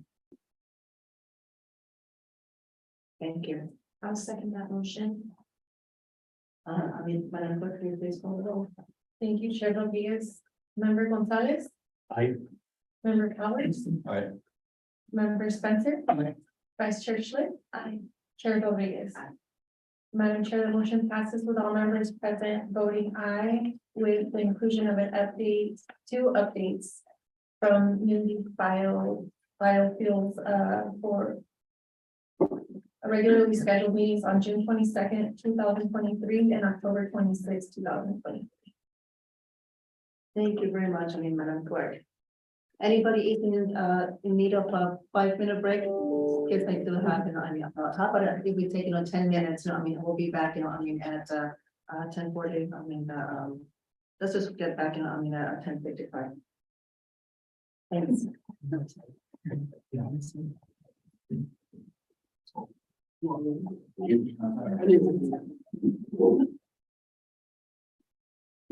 don't need us anymore today, do you?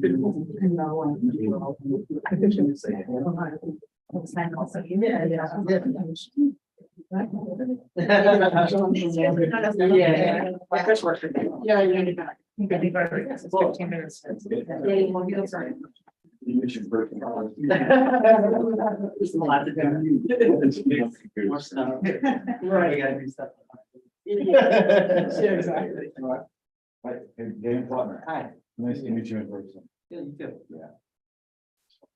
Sure. Are we, do we need to stay? You guys are done.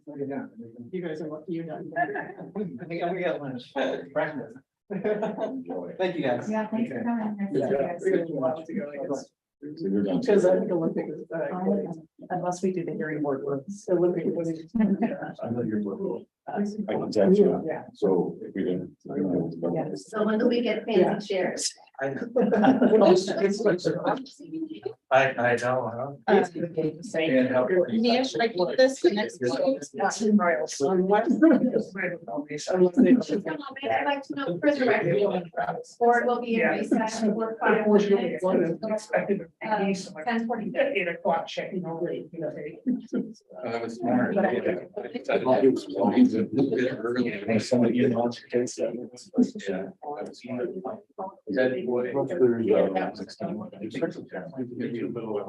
Sure. Serious. The nostalgia. Yeah.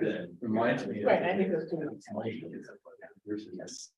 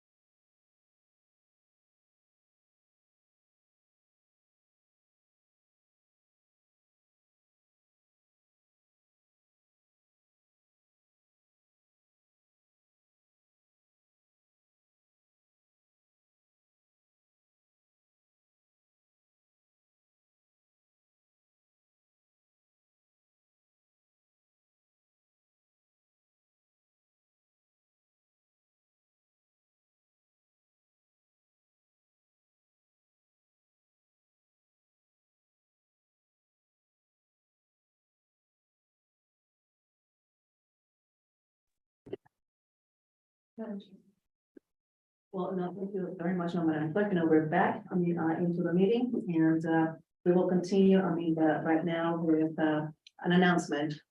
I heard, that Cypress View Crematory and we would like to withdraw, the petition for, that they have submitted this morning and just know from time commitments and to return some time to you as well, for the business, if you don't mind. So, Oh, go for we may actually, hear the Cypress View Crematory, which is going to be from 45 and 34 first. So if you want to join us, and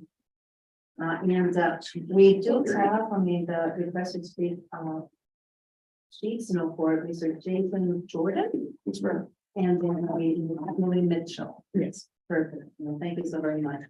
It is customary that we get the APCD first. So we're gonna allow, the APCD not to go first. And then, that you can certainly, let us know, that you withdraw.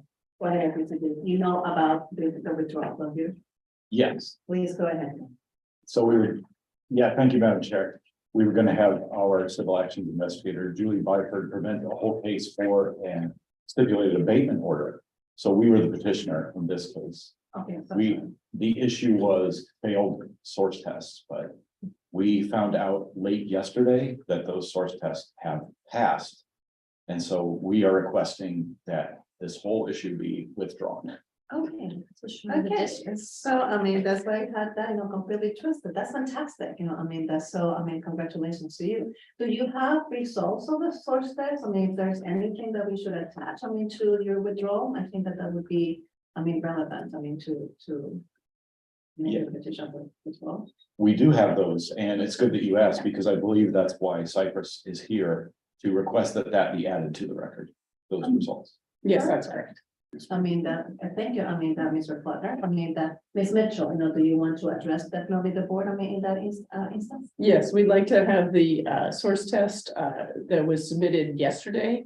After it was submitted a few weeks ago, the district reviewed the source test, had some comments, we did some updates in the source test, and then we revised it and submitted it yesterday. So the report that was submitted as of yesterday, and it's dated April 12th on the front of the source test report, we would like to have that filed, please. And the source test results show that the particulate matter is less than the 0.1 grain per standard cubic foot for both the crematories A and B that were tested.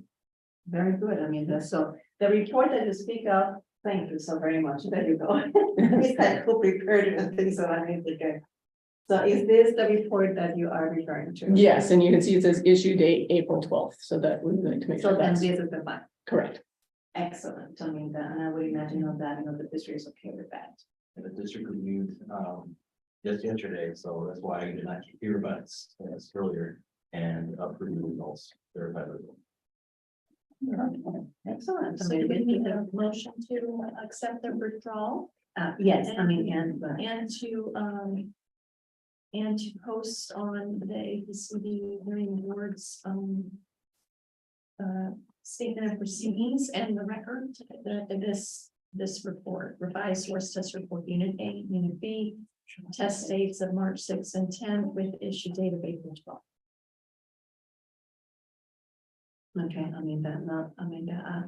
thank you so very much. I've been told, that we have to make, two motions here. The first one exactly to accept, the report as exhibit. Okay, Okay, go ahead. let's, let me take back my motion. My first motion is to accept as an exhibit for this item, 4534, the Cypress View Crematories revised source test report, unit A, unit B, exhaust with the issue date of April 12, 2023. I'll second. Madam Clerk, if you please call the roll. Thank you, Madam Chair. Member Gonzalez, Aye. Member Powers, Aye. Member Spencer, Aye. Vice Chair Schlick, aye. Chair Rodriguez, aye. Madam Chair, that motion passes with all members present voting aye to accept respondents' revised source test with the issue date of April 12th as exhibit 1. Thank you so very much, Madam Clerk. Vice Chair Schlick. Yes, and we have received the APCD district's withdrawal of their petition or an abatement order. So we would like to have a motion to accept the district's withdrawal of their petition. Second. So, Madam Clerk, and I'll name that fiscal memo. Thank you, Chair Rodriguez. Member Gonzalez. Aye. Member Powers. Aye. Member Spencer. Aye. Vice Chair Schlick. Aye. Chair Rodriguez. Aye. Madam Chair, that motion passes to accept the district's withdrawal of the stipulated abatement order for petition 4534 with all members present voting aye. Thank you so very much. I mean, again, thank you so very much as well. I mean, to Cypress View Crematory and the district, I mean, working on this resolution. Thank you. Thank you. Now, I mean, that we are going to be hearing, I mean, the petition 44, existing 4533 Olympic holdings. So we do have a professor speaking, I mean, the update already completed by Mr. Piper Ramirez. I mean, as customary, the district will speak first on the presentation, and Mr. Ramirez, I mean, you will definitely have the time to make your, presentation and the presentation of review codes. I mean, so who's going to be presenting? You know, Mr. Nestor. We will wait, for everything to come up on the screen, and then give us a move and proceed with the presentation.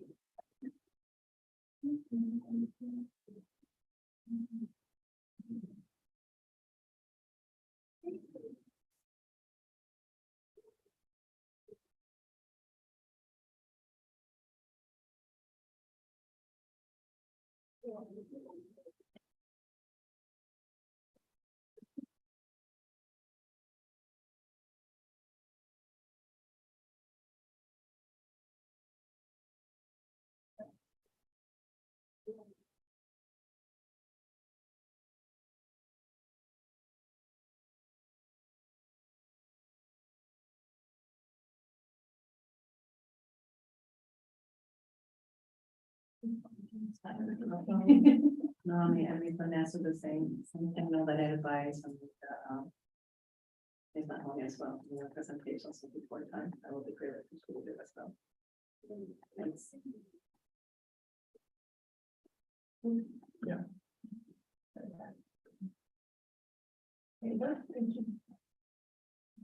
Good morning, Madam Chair, members of the hearing board. For the record, I'm Scott Nestor, Civil Actions Investigator for the Air Pollution Control District.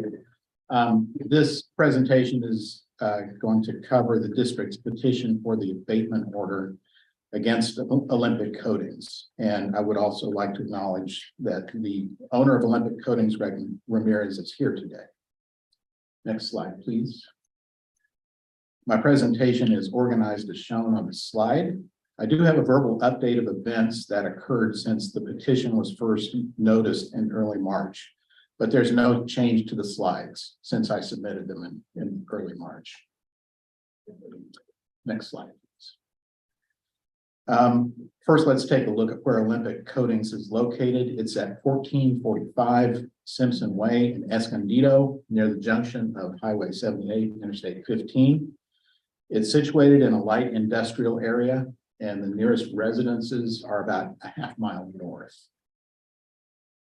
Next slide. This is a Google Street View photo of the entrance to the shop, just to give you an idea of the physical size of the facility. And next slide.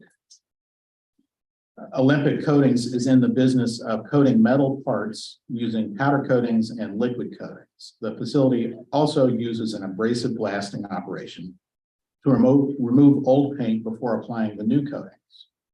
The image at right is from the company's website and shows some of their finished work. The coatings are applied in a spray booth with filtration to catch the overspray. The abrasive blasting is also conducted inside a blast room that is vented to a bag house. The blasting employs a Kelco 600-pound blast pot. Next slide, please. Let me back up just a second. The blasting equipment was previously permitted by the district for use at a different location in Escondido, and our first inspection of the equipment under the new ownership on Simpson Way was in February 2020. Now, on the applicable rules, District Rule 10 generally requires anyone who erects, installs, or operates equipment that emits air contaminants to first obtain district authorization, an authority to construct, and a permit to operate. This would typically include abrasive blasting and coating operations.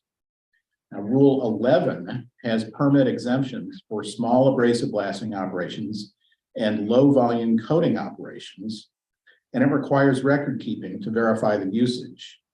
Facilities that are using coatings that contain hazardous air pollutants would be exempt from permitting only if they comply with the very stringent health risk standards of Rule 1200. District Rule 67.3 sets standards for coating application equipment and sets VOC limits for liquid coatings and surface preparation and cleaning materials. Rule 67.3 also requires the coating operator to maintain documentation sufficient to verify those exemptions, such as for powder coatings. Now, on the last one there, the NESHAP, the federal NESHAP, or National Emission Standards for Hazardous Air Pollutants, applies to spray coating operations that use materials such as chromium, cadmium, nickel, lead, or manganese. And Olympic Coatings has used a liquid coating that contains chromium. That NESHAP, that regulation, requires specific training of painters, and it requires spray booths to be equipped with filters that achieve 98% capture efficiency. Since 2020, the district has inspected this site 6 times, actually 7 times. We went out there earlier this week, and I'll update you on that. 7 times, and each time we've had to issue a notice, either a notice to comply or a notice of violation. Citations were for not obtaining permits for constructing and operating the blasting and liquid coating operations, lack of record keeping and documentation for the liquid coating operations, and violations of the NESHAP for spray booth filtration and painter training. In each case, the owner assured us that compliance was imminent, but full compliance has not yet been achieved. What this means for the district is that we don't know how much emissions are going into the air. What this means for the community is that there could be uncontrolled emissions of a hazardous air pollutant, chromium, and an unfair business advantage by saving money on permitting fees and compliance costs. Okay, next slide. I'm gonna share some photos from the district inspection on August 31st of last year. And this first one shows the size of the blast booth where the abrasive blasting is conducted. It's big enough to stand up in, and behind it is the curing oven for the powder coated parts. Can you click on that? We get another photo. This one shows clean blast abrasive that is received by the pallet load. And one more click on this one. Here we see abrasive blast material on the floor inside the blast booth. Shiny spots on the floor are the actual floor surface, and the dull gray is the spent abrasive. May I ask a question? I mean, that abrasive, is that silicone? Nice. I would defer to Mr. Ramirez. It's garnet. Garnet. Next slide, please. This is inside the booth where coatings are applied. The buildup on the filters indicates a significant use of coatings. The loading on the filters and the gaps in the filter wall indicate that the filtration is not meeting 98% efficiency. One more click here. Yeah, this one shows you the gaps in the filtration line. Okay, next slide, please. Then clerk. The photo on the left shows one of the coatings that was recently used. This was back at the end of August last year. And the material safety data sheet that shows the presence of chromium in that particular can of paint. on the left. The photo on the right shows the blank record keeping forms as they were handed over to our inspector. Okay, next slide, please. I have one more question on the record keeping form. Was that record keeping form a template that was provided from the APCD to the, okay. Yes. Yeah, so this record kind of stuff. So again, I mean, I'm just not following on what is not, I mean, that with the support that you have provided over the years. Thanks. This is a table that summarizes the citations at each inspection, and you can see that some of the violations have continued since about 3 years ago. And you can also see that some of the citations were not cited in every inspection, and we cite violations based on the evidence at hand on the day of inspection. Next slide, please. This slide summarizes the extensive outreach by the district to help the respondent come into compliance, especially since the most recent inspection. That was back in August at that time. I would note that there were other phone calls and emails from the district that are not listed here. But also note that the respondent filed a permit application for the abrasive blasting operation on Tuesday, March 21st. And they've also submitted a certificate for NESHAP training earlier in March. On Tuesday, April 11th, just 2 days ago, the district inspected the facility again and found that the respondent was not applying liquid coatings at the time, but the district is uncertain that this operation has ceased permanently. Respondent was still operating the abrasive blasting equipment without authorization, so the district issued another notice of violation for Rule 10B.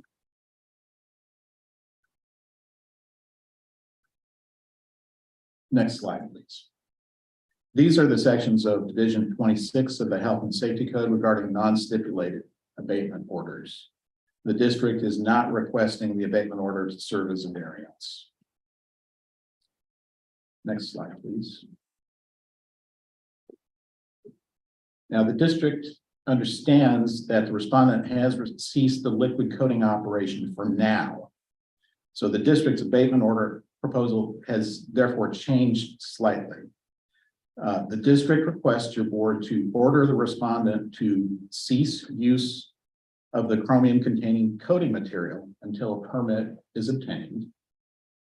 Cease using the abrasive blaster until the permit is issued. Limit coating material usage to below the Rule 11 exemption thresholds. And for number 5, we asked to remove number 5 from this list, which is to submit permit applications within 5 days of today. The permit app for blasting has already been submitted, and a permit app for liquid coatings will need to be submitted before the respondent resumes that operation. And it needs to be approved before the respondent resumes that operation. I missed number 4. Okay, number 4, maintain the records required by Rule 11. That's the exemption rule for permits. They would need to maintain material usage records in accordance with that rule. Moving on to number 6, we're asking the respondent to pay any more permit fees within 5 days of invoice or estimate. They've already paid most of those fees. There may be extra charges, and we would like to see those taken care of expeditiously. Number 7 is provide any permit application information within 5 days of district request, if any is needed. Number 8, demonstrate compliance with the NESHAP and record keeping requirements for liquid coatings when needed. And then lastly, we would also like to add a provision that the abatement order would remain in effect until the respondent demonstrates compliance. And that concludes my presentation, Madam Chair. I would add to that one as a satisfactory to the APCD, I'm in compliance, because one of those. Thank you. I mean, I'm at a loss for words, and we can, we are never at a loss for words, but I am in this instance. Are there any questions from other members of the board, to the APCD? I understand. Mr. Ramirez. Let's talk. That's me. I know you are, let's talk. Certainly, the charges here, have gone on for several years. Yeah. I'm gonna give you my perception. So the blatant disregard is an insult to the entire community. Okay. To your employees. To anything, that we uphold, with regards to, living a legacy. So the patients, can be actually seen here. And anything that we uphold pretty much, the best, for the best, definitely county, I think, in the United States. So questions here, make your present, that is just my estimate, okay, so we want to work with you, that's my next step, okay, so the mom, that's my next step, we want to work with you. You provide definitely, the services that are needed, but they need to be in compliance, period, okay, it's not but ifs or whatever, so, and that's what we're here for, Yeah. okay? That when you say, I'm gonna do this, that your word actually is meaningful. Because the issue here, I think, for me is trust. Yes. Okay, so, and trust, I think, comes before love, so I need to trust first before I love you, okay? One of those things.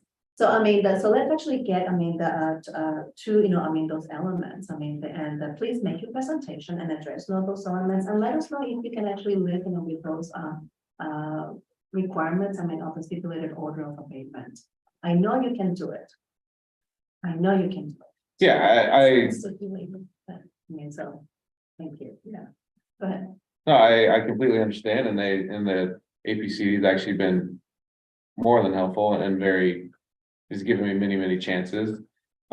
Realistically, I was just trying to survive the business. I bought the business 3 years ago, thinking it was something else. Went into it completely blind and not knowing really much of anything about it. I built powder coat ovens ahead of time, like that's what I did. And the shop kind of fell into my lap. And it's not an excuse, it's just my reality was I bought the business, I had 72 hours to move it. I put it where it is now at that location. And within the old owner's like, oh, here's the APCD, because it's my old equipment or whatever. And I was like, cool. And I just kept going forward. And that is obviously not the case. And all his equipment was very poor, in very poor shape. And honestly, every time I squirreled away money to get permits, because I was trying to keep the business alive while literally building the shop, the oven would break or something would break. And it was like, okay, well, I have to spend $5,000 on this or 10 grand on this right now, or the door's closed tomorrow. And I know that's not an excuse or not acceptable. It was just my reality, to be perfectly frank. And then COVID hit within 3 months of me buying a business and moving it. And then 70% of my business walked away. And then come to find out, this is the song and dance, I guess. Then come to find out, like, Olympic Coatings had a very poor reputation, he was not making money. He was moving money. So I cut my top 5 line revenue makers and had to start from scratch. All while, I know the government's like, oh, you can't evict anyone. My landlord didn't care. He's all, I need rent or you need to get out. So, and I had to keep my guys paid. And it took every cent I have personally. I'm fucking sorry, excuse me, I cuss a lot. I am 44 years old and I live home with my mom because I started a business. And I am just now coming out of that and was able to file to get my permits and all that. But in the meantime, the pictures you saw of the thermal booth, that was unacceptable. And my foreman learned that was unacceptable because I'm not always out there. I'm trying to build customers. I'm trying to go get customers. I'm trying to build a business. So I'm not running the actual shop. And we implemented housekeeping and cycling our filters through the abrasive blast. I mean, even recently, we had a big sit down because I have 2 sets of filters for my blast booth, but the old owner, his guys, they literally didn't clean anything. I don't know how you guys didn't show him down, because he's like, oh, you take the HEP filters and you turn them around, and I'm like, no, you don't. You don't do that. So I am retraining guys that have been doing a job for 20 something years, like, hey, we actually need housekeeping. It's not my job to make sure your booth, I literally gave you the tools. I need you to use them. And so it's like, okay, we implemented every 3 months. The magneheliac can still say that the filters are flowing and good and whatever, but every 3 months they come out, new ones go in, those ones go out to cleaning. As soon as the filters for the thermal booth, as soon as they start getting clogged, it's rip them out, put new ones in, like. So we just implemented a lot of housekeeping, and I'm not gonna say it was, I didn't make a mistake. I definitely made a lot of mistakes, but I was just trying to stay alive. I was just trying to stay open.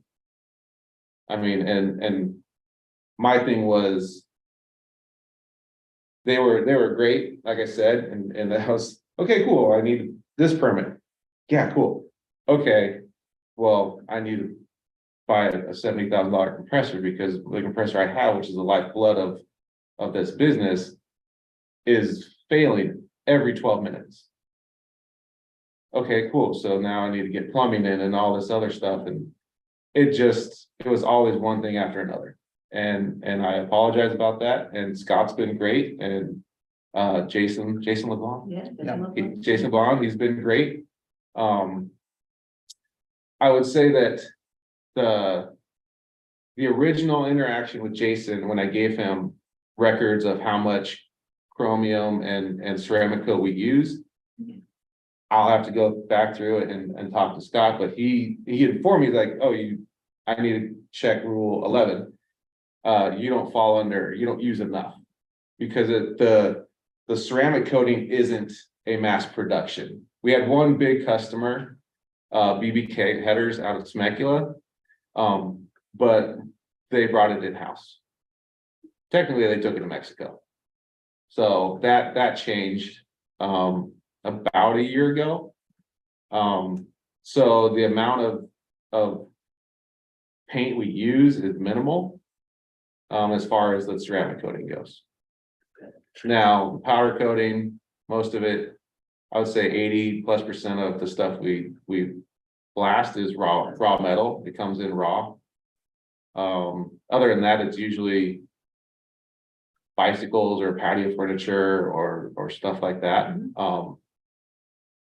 But it is 60-40 garnet is the only thing we blast with. And yeah, I know I made mistakes, and the APCD's been more than, and I got to the end of the road. Mr. Maurice, I mean, I love this, because definitely accountability is the first step, from in my book. Yeah. Personally, to get, move forward. Yeah. That's it, so, do you understand, the abatement order? It's not stipulated, thank you. Especially, the abatement order, and can you comply with it? The only thing that would shut me down is the not being able to blast, because that's how we prep all our materials. The moment we close that, I close the doors.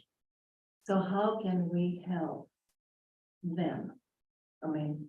This is not only, Mr. Ramirez, that's his shop, but it's everybody else that works for him. That's to bridge that gap. Yeah. My understanding from talking with the supervising inspector that oversaw the inspection just occurred was regarding the blasting operation, what's needed is the submittal. And I think the inspector notified you submitting the construction completion notification. I think that's part of it. So it's administrative violation. That was the most recent. Okay. Regarding the coating, I do have a question real quick. It sounds like the coating operation is currently, is that what you would? The powder The powder, okay. coating. Okay. Because, yeah, I understand the most recent inspection is that coating had not occurred since last inspection. Yet there were filters, newer filters installed that had signs of coating applied to it, so. No, Well, based on that, it was since the abatement. So, oh. the inspection happened and I could give you a date of when I did the filters, and then the abatement order came in, I was like, okay, well, that has to stop. That makes sense, yeah, I think there might have been misunderstanding there, like I said, this is very new, inspection just occurred this week. But just want to just reiterate, the permits need to be not just applications submitted, but also received, before operation begins on that. I think we're well on our way when it comes to race of last game, and Scott, if you correct me, I think the last step was submitting the CCN. Well, they have not received the authority to construct yet. We have not issued it yet. And that looks like it's about 30 days out. Okay, so they've submitted, but have they submitted the CCN? No, No, okay, but we can't do our part until that's submitted. and that comes after the issuance of the authority. to Oh, the construct. actual ACs. Okay. So we will follow up on that, but since it was just application just recently received. No, we I think are responding timely on that.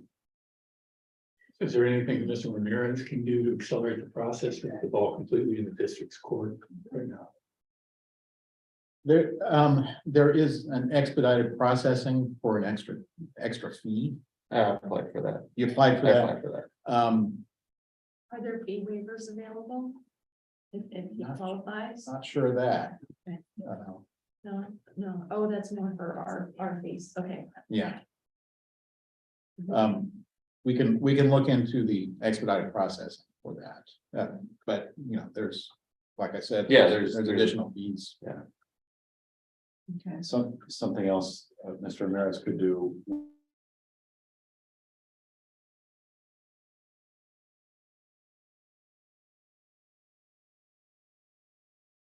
Would be.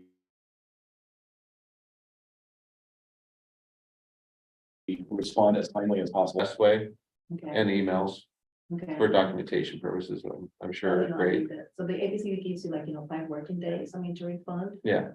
So, well, you're the one in need. Yeah, These yeah. permits, it's like saying, jump on it. Yeah. So. Okay, so you have no problem whatsoever responding, within 5 days. No, So, sooner than that. okay. So what is right now, hanging back right now? You're gonna, Scott is gonna be checking on the expedited. I will check on that. That will need to be worked out between Mr. Ramirez and our permit processing program, but I'll help with that. And, any other questions, not from the members of the board, APCD, we're mediating more so than anything else, you know that. Yeah.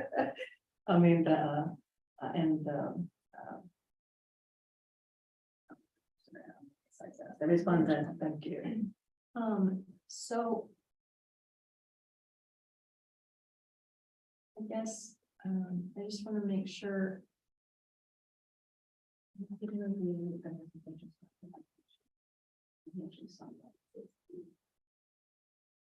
Yeah.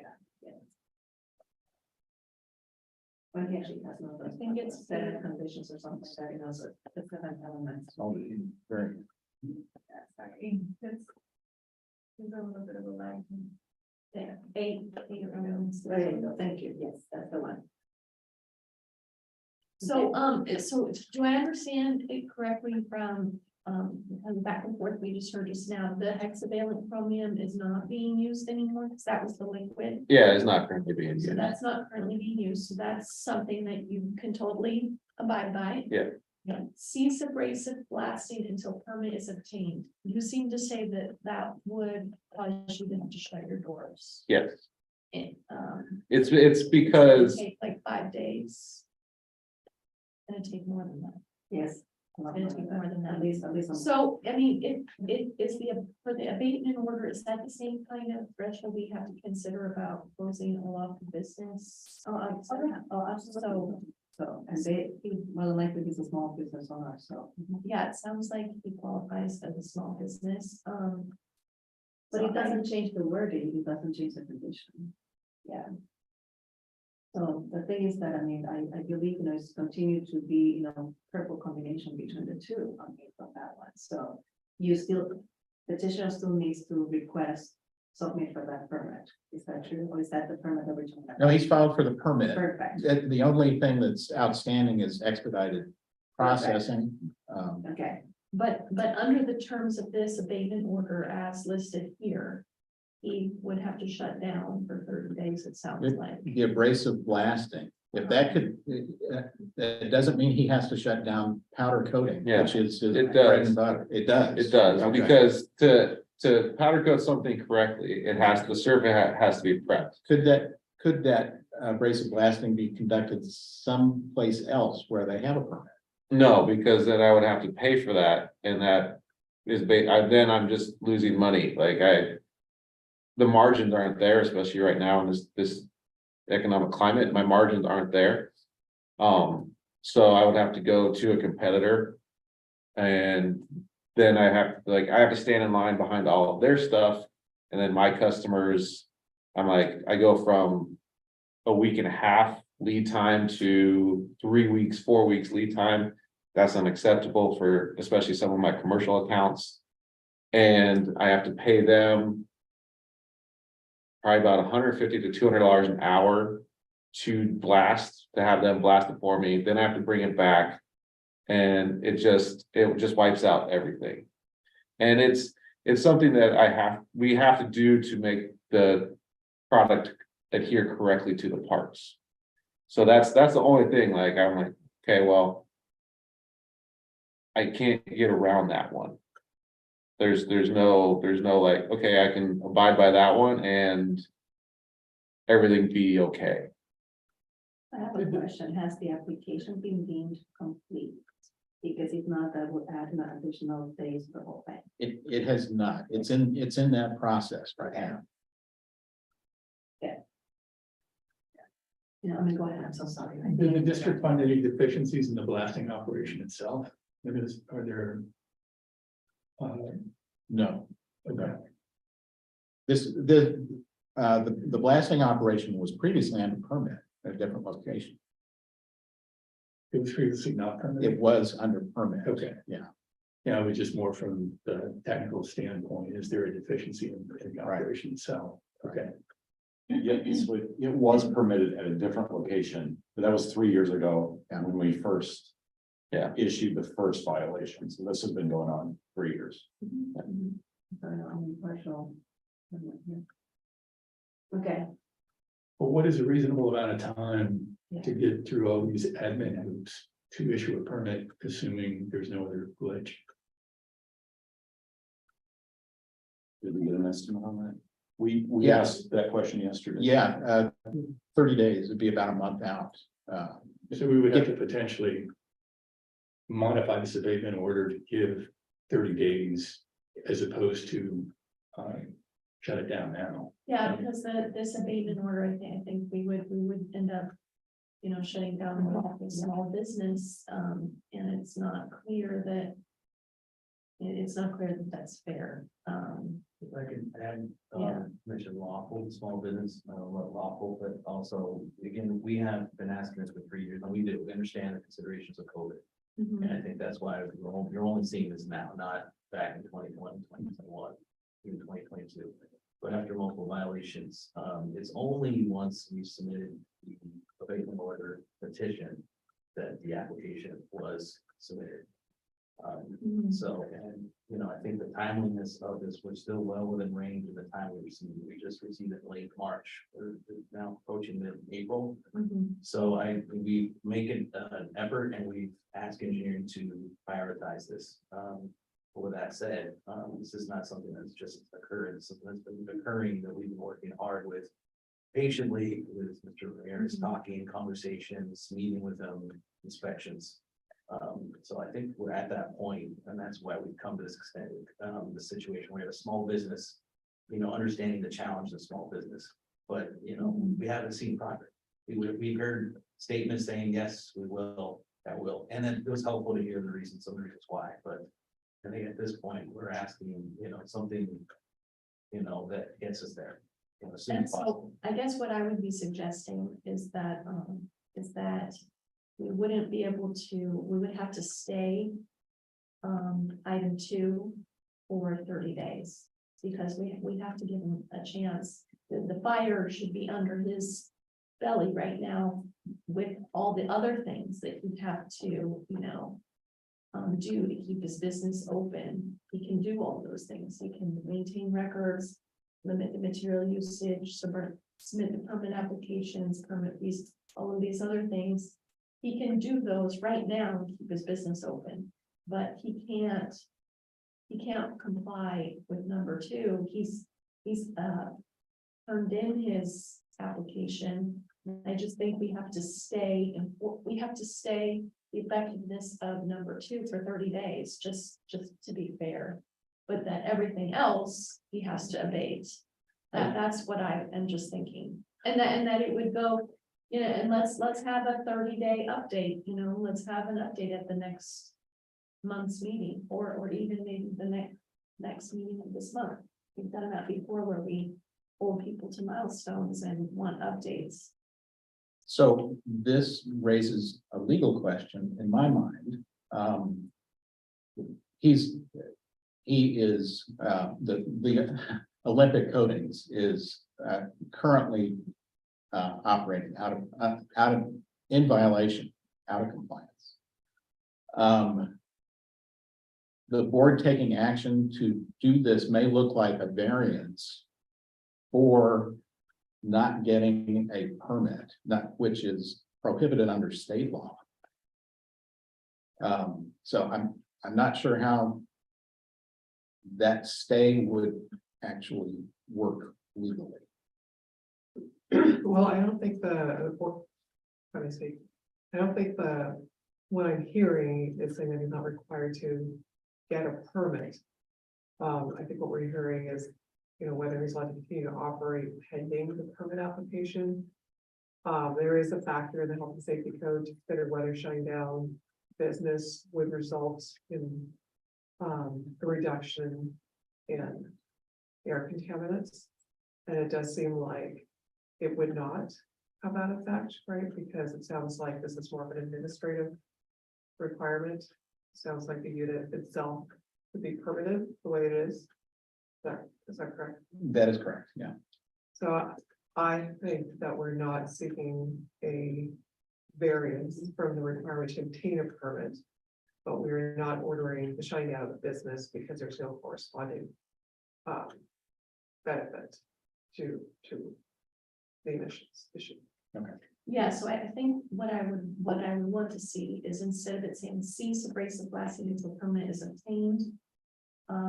We just need that to be a little different. The abrasive blasting permit must be obtained within 30 days, something like that. Then it would perhaps work, I think, as a full-on abatement order. So he can do number 1, that cease is fine.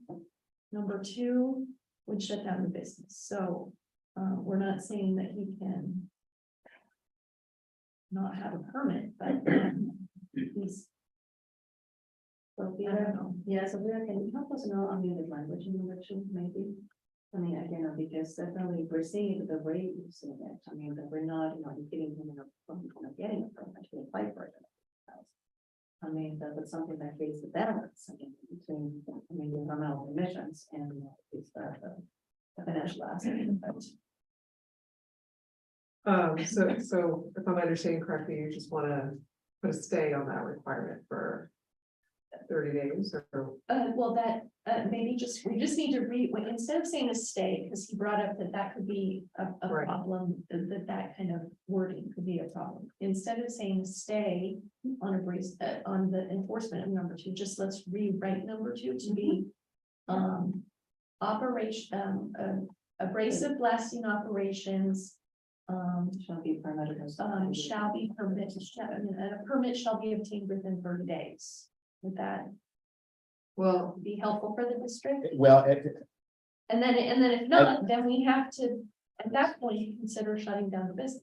So, yeah, so I think our preference is, yes, have a permit before operating. But based on the language and request you're making, I would say based it on the action of the respondent. So, you know, what's, if upon issuance of go to construct, submit a construction completion or completion within.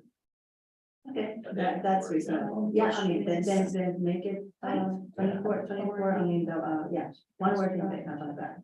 Yeah. But for the record, the district would prefer, of course. Oh, I mean, Let's put it in the right language. Okay, so upon issuance of an authority to construct. Respondent shall, and then what does he need to do? what, I mean, that notify the district or something? You know, submit something- the construction completion notice. Thank you. Submit the construction completion notice. That was CCM. Yeah.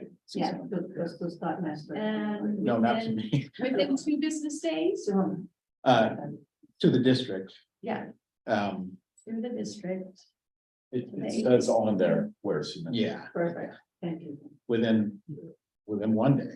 Within 24 hours. 24 hours. Well, I was gonna say 2 one, business days. one business, yeah, 1 or 2 business.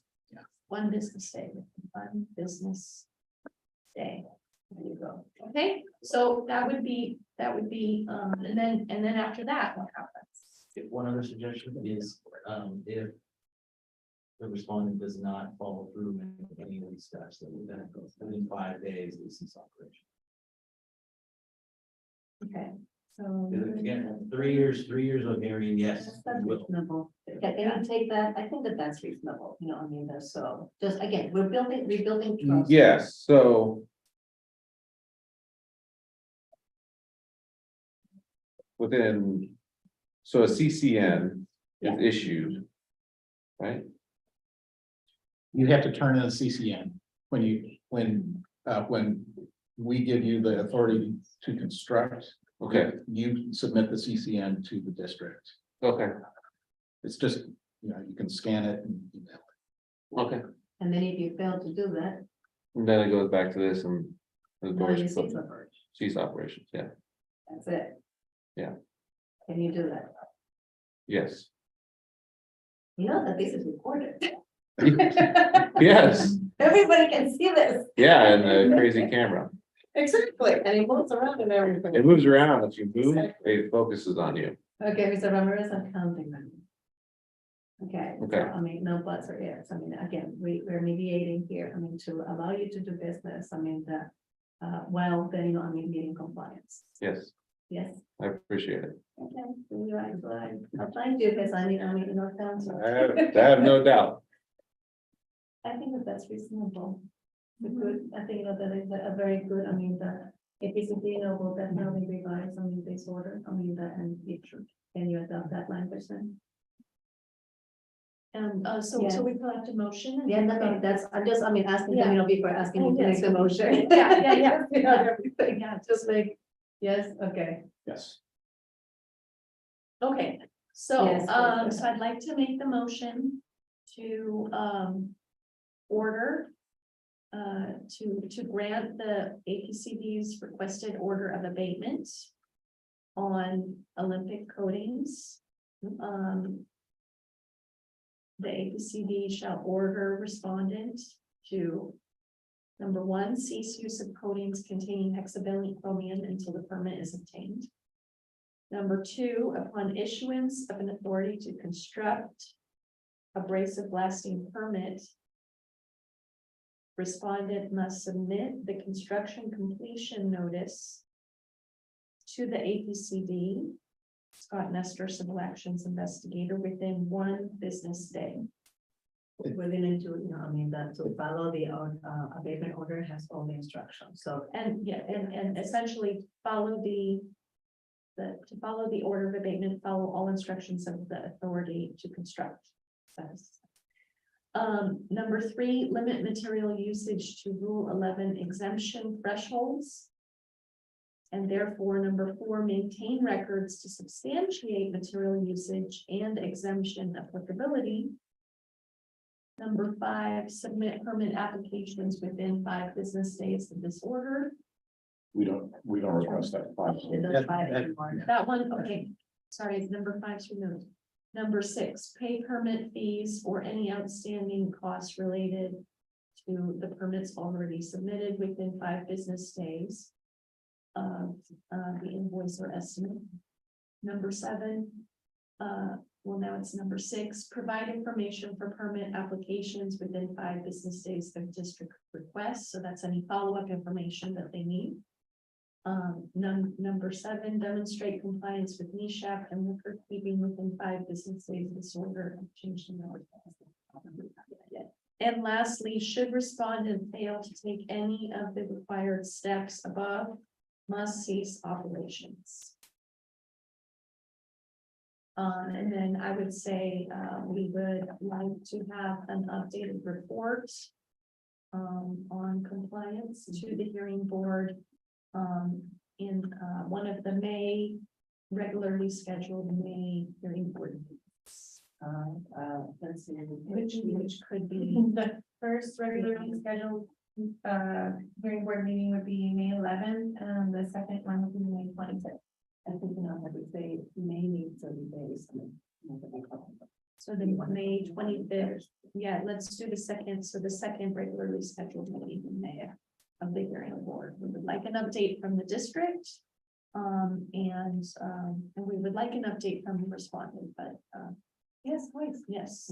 Okay. And, Okay. and this would be an action item or? Yes, it would be an actionable? actionable item. Okay. Mhm. Absolutely. I would gladly second that.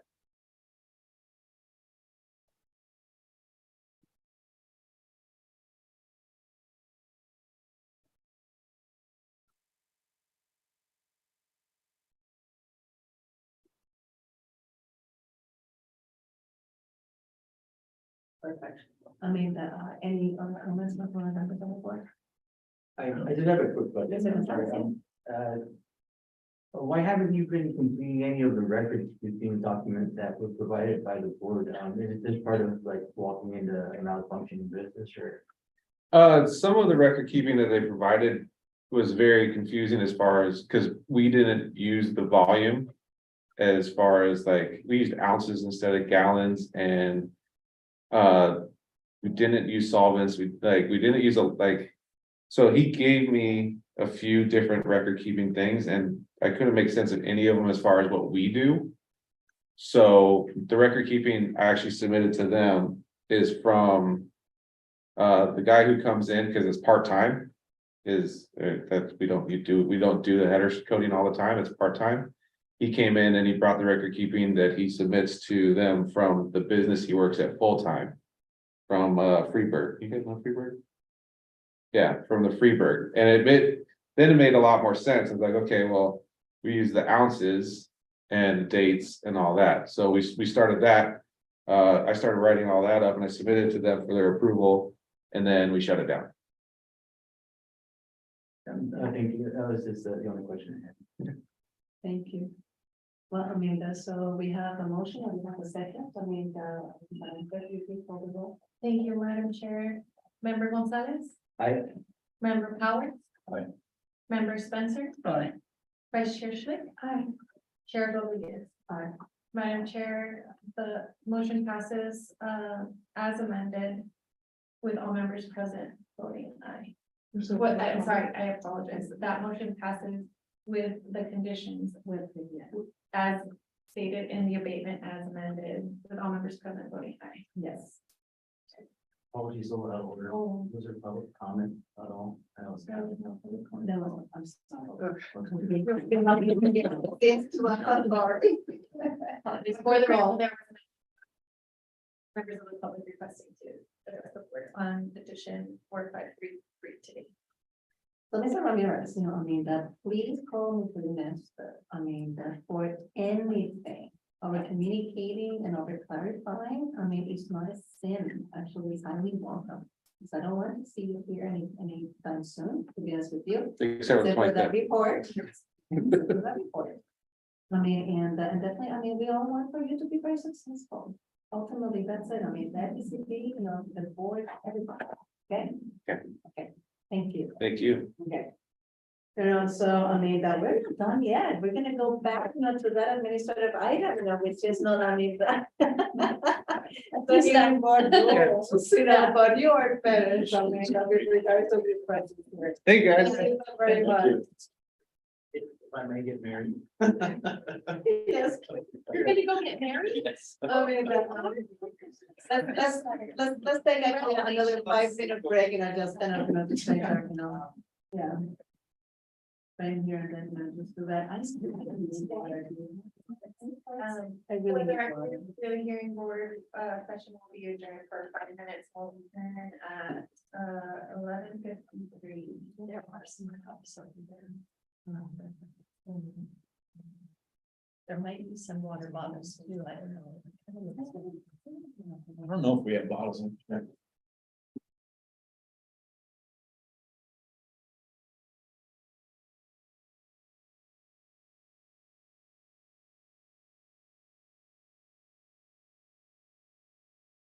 That was a very good question, Morgan's office. Thank you, Doctor.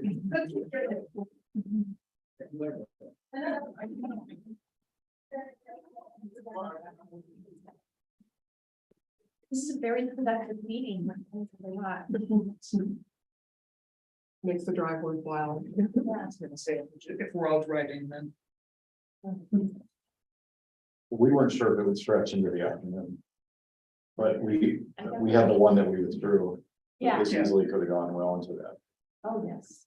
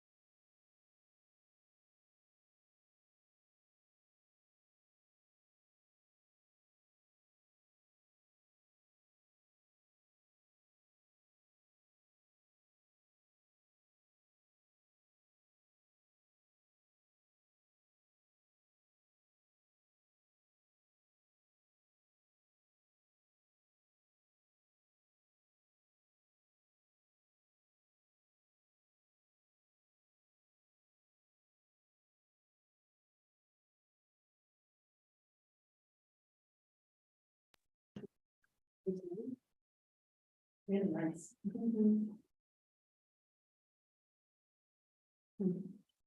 It's a little too distracting, though, I think. I wish it could be adjusted how much moving around it does. Maybe there's different settings. So if you're blinking your eyes. It's just funny, like, how was that kind of Or if someone texts you and you reply, it doesn't make it sound what you're. Oh. what you're texting. Oh, Yes. Ready? Excellent. I mean, everybody ready? Okay, before we get started, I mean, so Mia's gonna be showing, I mean, I guess, the black one, I mean, or are you gonna be showing, the red one later? They're both available. Yeah, I would but which one are you gonna show? Which one do you prefer, the red line item or the clean copy?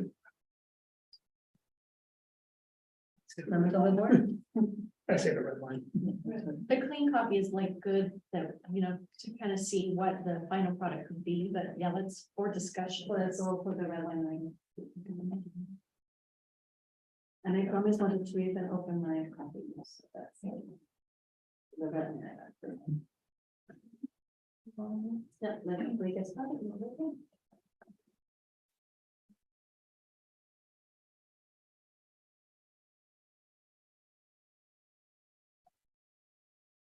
I'm recording. Thank you so very much. I mean, for the break. We're returning to the last administrative item of today's agenda, which is the hearing board rules. I mean, which is entitled that section D, discussion revised hearing board rules of procedure. We're going to be showing the red line item. I mean, and we're going to be commenting one by one, and then moving forward. This session may actually last a little bit longer, I mean, because we actually have everyone until 1 o'clock in the afternoon, but at least we can definitely show progress, I mean, on this task, I mean, that is so necessary. So Mia, I mean, let's go back and that's rule number 1, general, and then we'll just read comment. I mean, if there are no comments, no, I mean, then we continue moving on this one, so, okay, perfect. Wait, can you increase the slides a little bit? Excellent. I mean, can everybody see? Even the ones in the back? Excellent. I mean, that's so, rule 1, I mean, are there any comments, I mean, on the proposal revision? No comments? No? Just my little tiny general comment about just how the table of contents, the rules and the rules in the rules of procedure read. I would just love it if there was just a dash between the rule, the number, and the whatever words are. Okay. Oh, Dash or some yeah, something, yeah. Yeah, Some sort of, it should be pretty much no style. You can yeah, actually just, work that's just the style. style. But rule 1 looks good to me. Concept, excellent. That's actually, I mean, to rule number 2, which definitions. Any comments? On that page? I have a comment. B, the definition of APCD. Mhm. Instead of the county of San Diego, it should start with San Diego County Air Pollution Control District. Okay,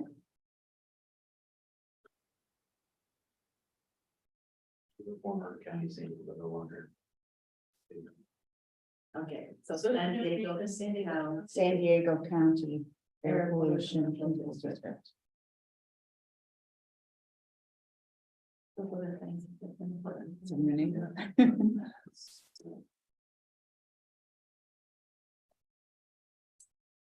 Then I mean, and you good? Yes, I am. Thank you. Thank you. Okay, good. Okay, I mean, that's not for that page, no, it's for actually the page number 6.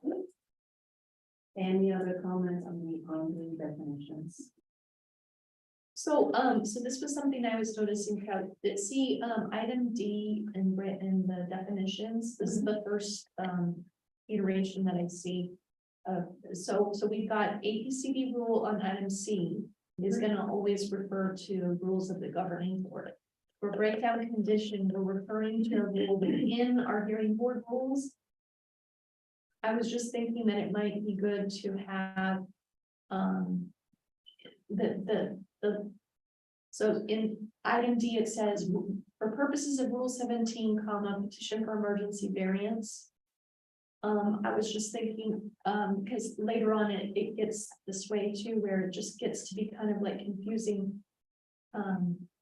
I just think maybe our hearing board rules, when referred to in other parts of the rules, or would just be in quotes perhaps. And we just add the word, I mean, the hearing board.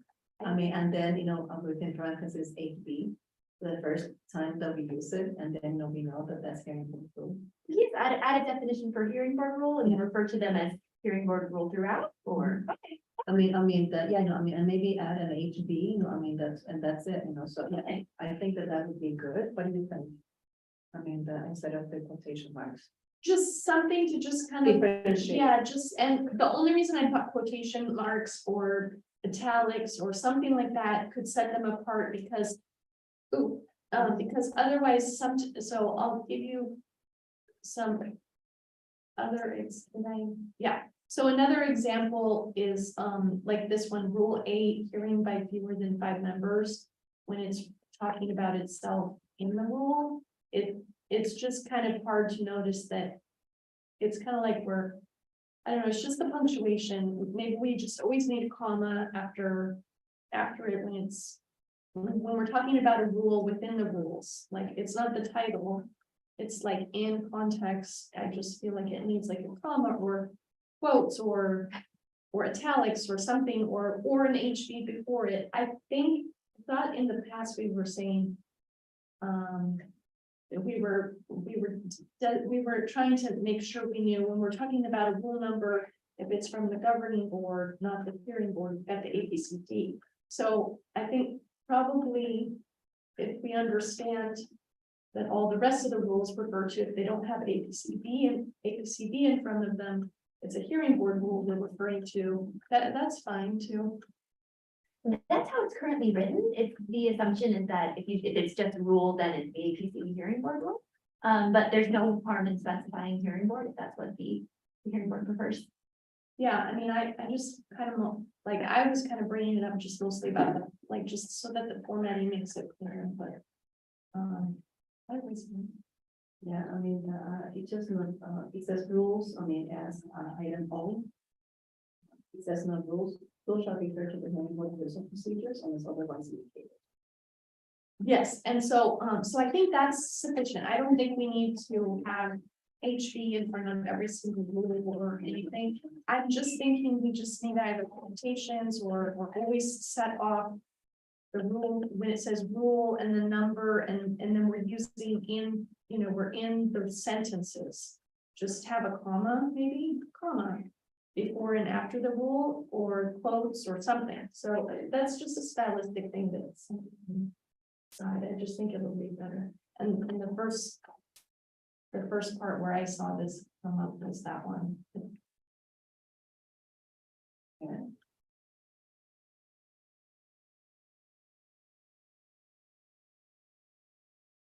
Yeah, indeed, you're saying about the first rule, comma, which actually, that identifies the rule per se. That's why the comma is there. Yeah, so But this if one looks it good. says only, rule, whatever number this is, let's say, rule number 1, so that you want that not to be within quotation marks.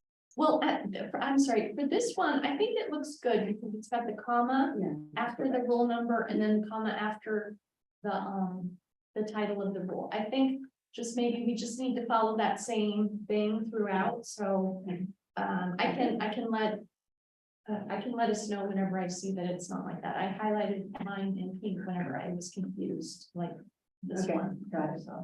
Got it, So probably just set off by commas. I think is good. That's probably fine. Not quotes, but just commas should be sufficient. Yeah, I think so. Perfect. Okay, that's good. That's why I think, that we are gonna go into item E, continuance. Sounds good. Any comments on opinions? F, phase.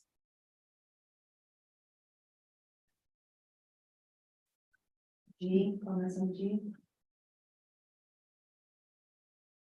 H. I. AK. L.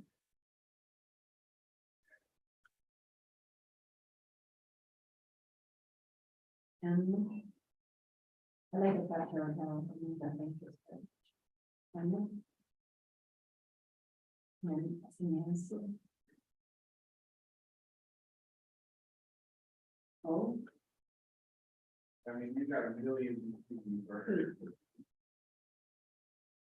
All look good. Excellent. Let's go to rule number 3, chair and vice chair. Any comments on rule number 3 from the board members or?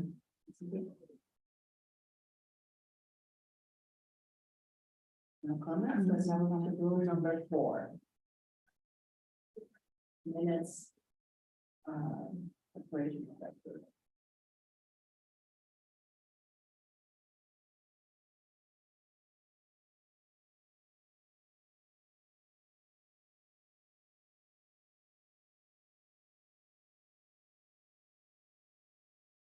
I just have a question. Who has the applicable records and functions?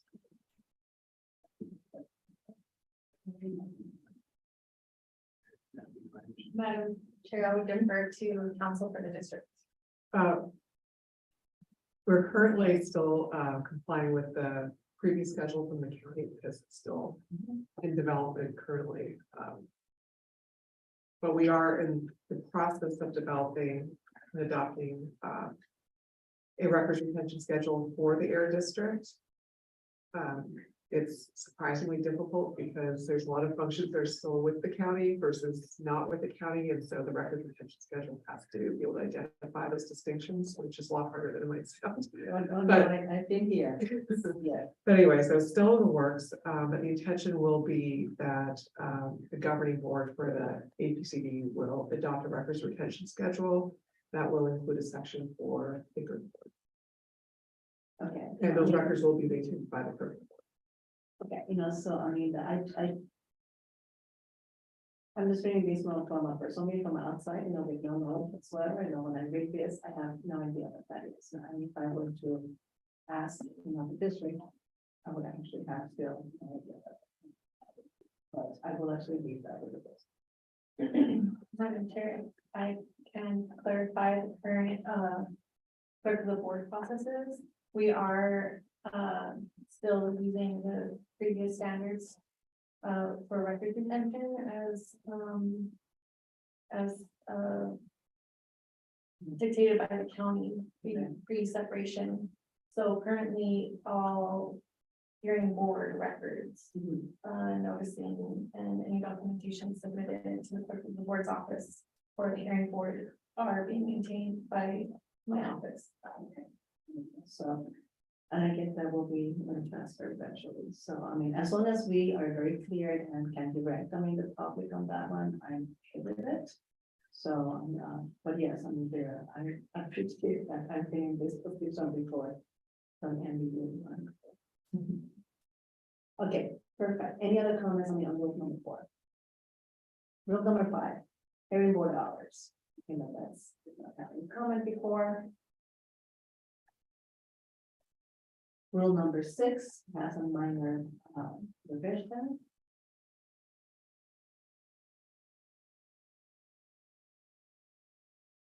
We had a comment previously discussed about the phrase taking of evidence. I think it's in the 3rd one.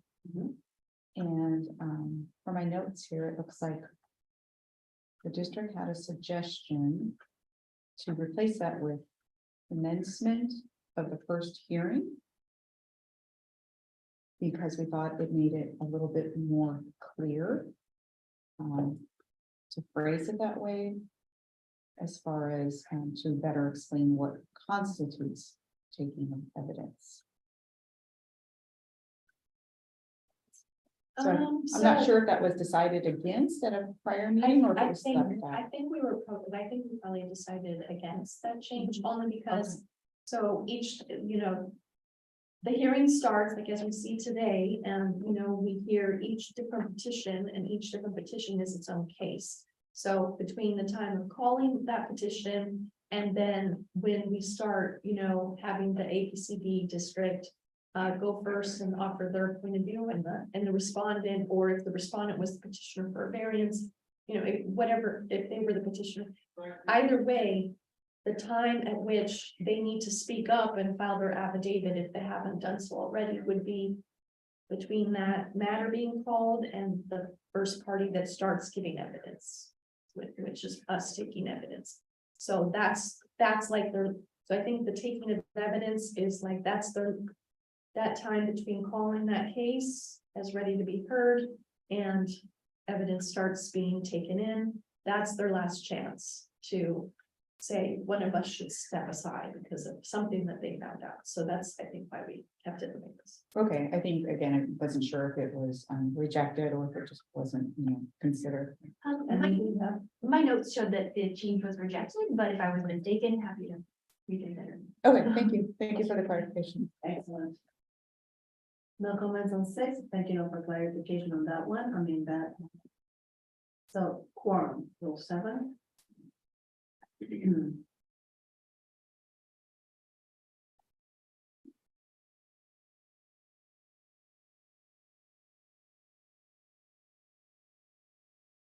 No comment? Rule 8. Yeah, so this was where I thought there needed to be a comma. Rule 9, Yeah. effectiveness is Yeah, correct. that's rule 8, comma, hearing by written the 5 members, comma, shall be construed. But then, And then there's rule 9. So we know that's the policy, this is, no, rule 8 comment here. yeah, so rule 8, comma, hearing by written 5 members, comma. Just so that we set out it, because it worked well, just a few lines up where it says rule 17, comma, petition for emergency variance, just. Yeah. So, Yeah, good, thank you. Rule number 9. That's no.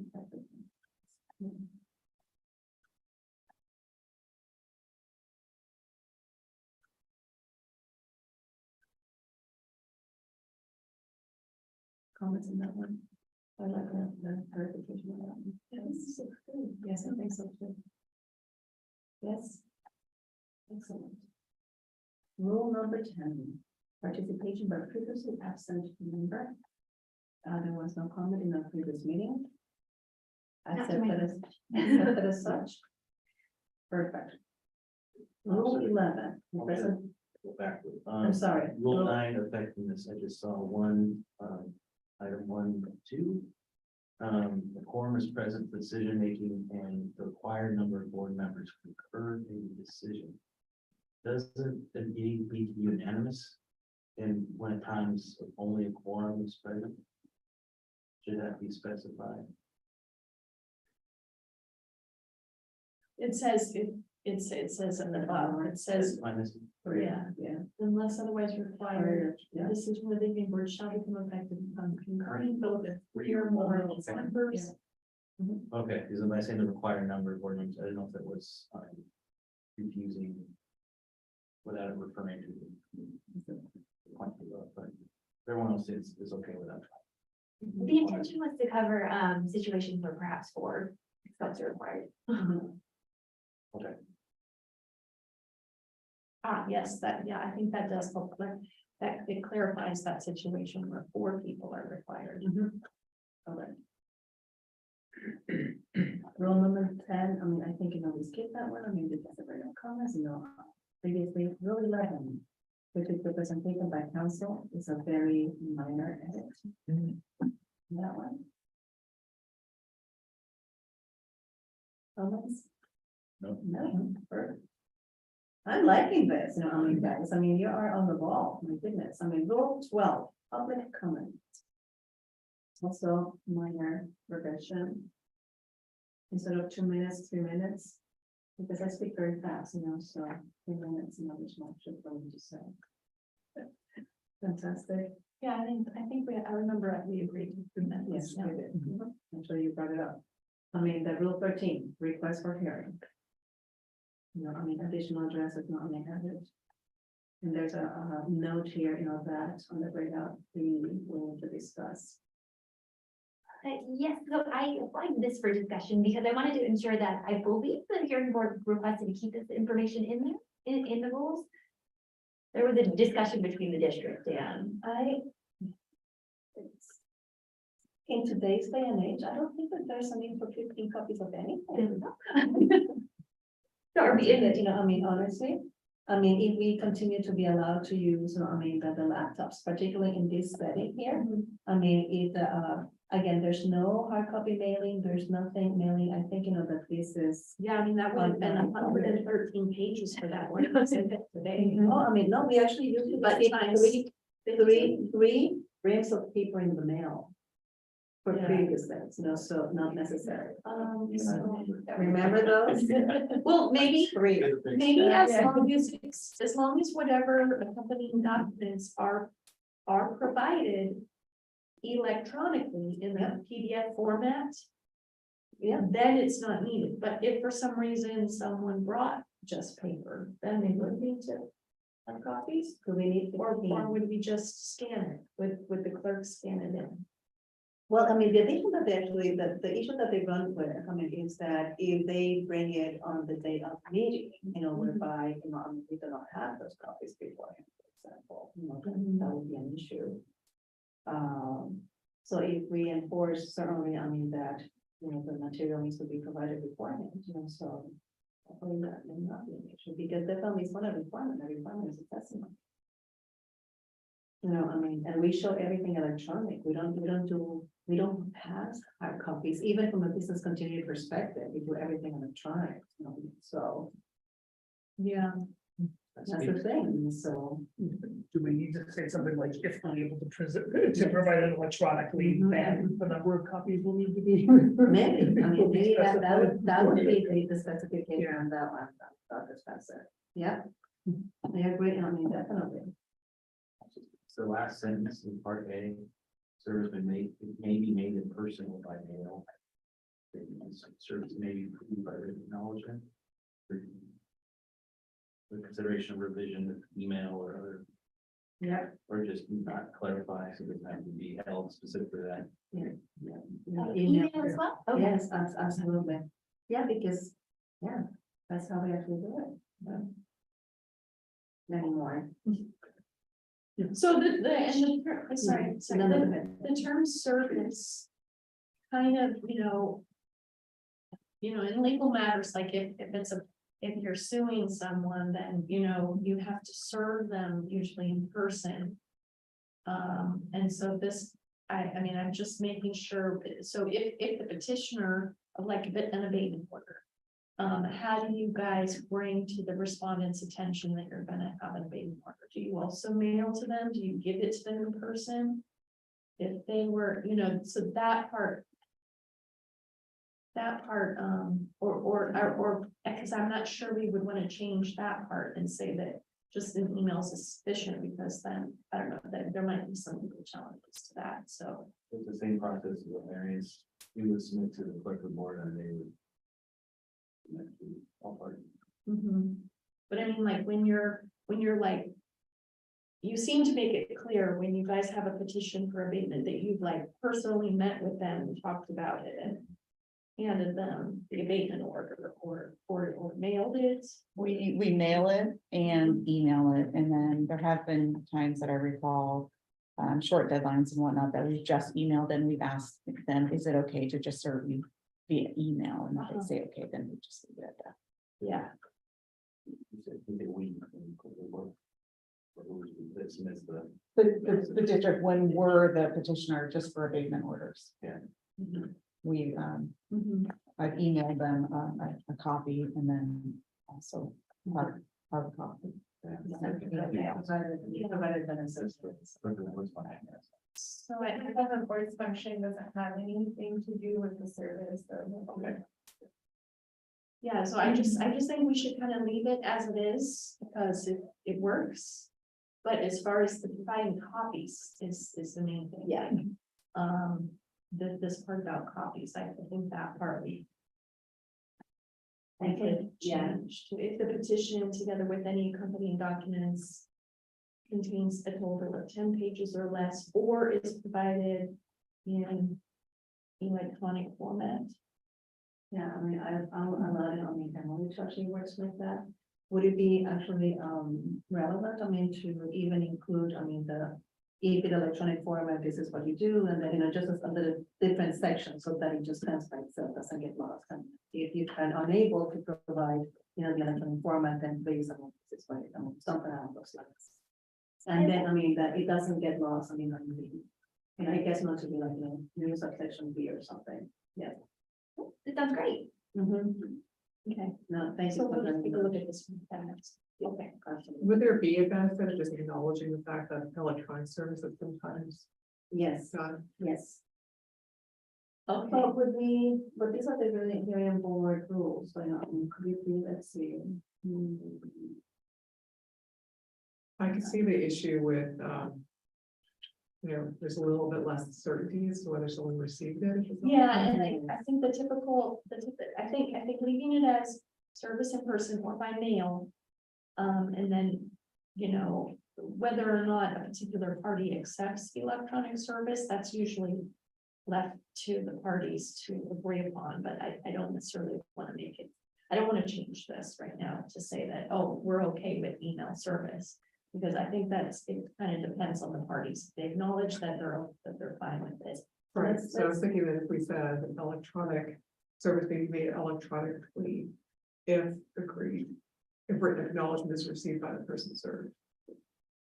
They would have to agree with it. Can we take a look at this again? Yeah, Let's see how it also looks and how it flows, Yeah, and then we'll take a look at. we'll that. take note of this. Okay. I mean, Yeah.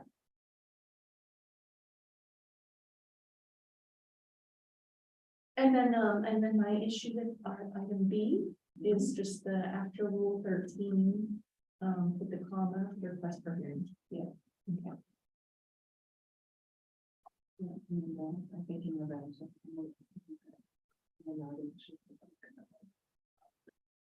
Good, the conversation.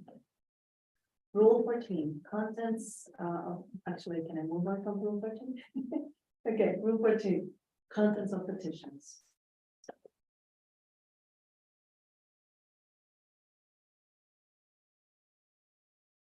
And there was going to be some in the reference to the code sections, if you could. which I might.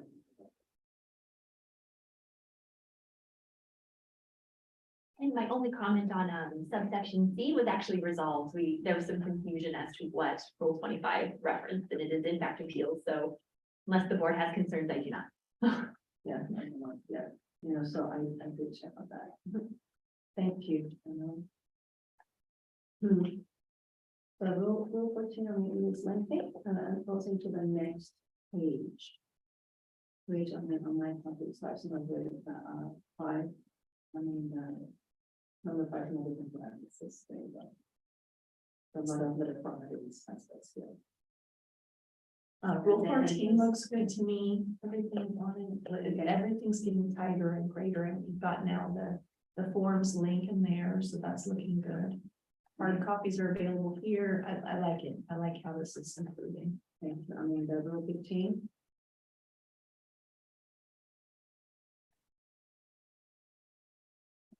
No comments, it's in the final, as it is,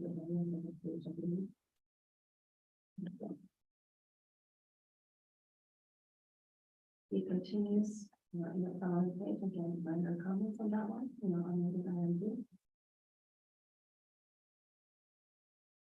Which, by the way, you know, I mean, thank you, Mary, because you brought that up, you know, it makes it a lot clearer. Good. How about, I mean, rule 17, petition for emergency variance.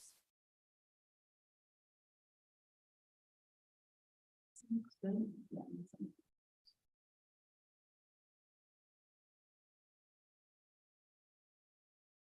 Yeah. Okay, I mean, that there is a comment, at the end of rule 17, it says this goes proposed edit with district. Has that been resolved? Not yet. So, I had review, I believe the district had proposed a specific start date for emergency variances, but I wasn't able to find any code section that specified. It was in hearing board rule 13D, I think.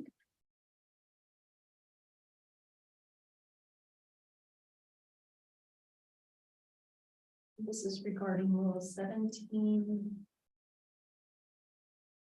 The very end, so what is this? Yeah, C2.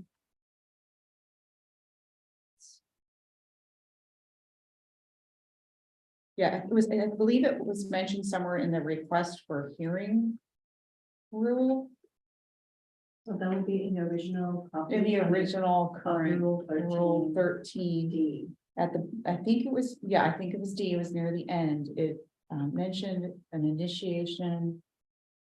I want to say 2 days or 2 working days.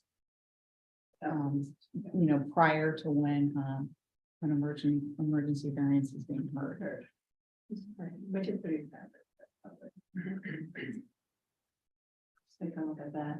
And, okay, so for rule 13B, a request for an emergency variance shall be initiated or by calling or contacting the air pollution control officer.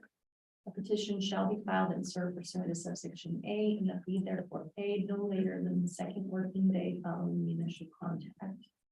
If so filed and the fee is timely paid, any variance granted may become effective as early as the date of initial contact. See also APCD rule 42. Okay, so for me to understand, what were you were looking for something, Emily? Well, the district had proposed an edit that I wasn't quite clear on. I don't know if we could get the proposed start date again. I believe the district had proposed having a start date for emergency variances. Yes, basically, because the emergency variance start date is unique from any other type of variance, it was a suggestion to just clarify that that particular type, an emergency, could be effective on the date of initial contact, which I believe is how it reads now, which I think is more clear. So it can only go for 30 days, but as far as just what the start date is, could be before the hearing. Actually, it's, yeah. Yeah, I mean, it would be before the hearing. Yeah, on the date of, notification to the district. We more painfully on this, is not saying we are already, I'm just saying, in the last sciences of, following the initial contact, please contact the district, just so there's no confusion on contact. Yes. Yeah, contact with the district. I mean, what do you have? And, rule 13, second to last sentence. Later than the second working day following the initial contact. No, 13. So would you like to add following the initial contact with the district? I'd say to be consistent. Yes. It does suggest it at the beginning, but it just makes it clear. Great, thank you. Yeah, that seems like a good. Okay, so the previous thing that you wanted addressed is now addressed, and this looks good. Okay, great. So we'll go back to 17. Well, pretty much we're done with 17 on the that addition. Are we? Okay, yeah. So rule 18, permit appeals. That's a fun, I'm sorry to say. Surprise everybody knows, but I don't. Mhm. And that was very, just reference to say, what happens if we call it off week. And that's, no comments, rule 19. Same thing again, I'm gonna solve that application, I'm gonna change the on has been done with the petition. Which is correct, we appreciate that. I mean, on 19, Emily, we do have a comment, on 19. Yeah, the board asked for a definition of submitted for decision. I did a survey of other jurisdictions and that terminology is pretty consistent. Okay. But we could add a definition if that's desired. It could be something to the effect of, before the board Votes on the matter? votes on the matter. Yeah, Is that- definitely, Okay. I think that would be good. Yeah, thank you.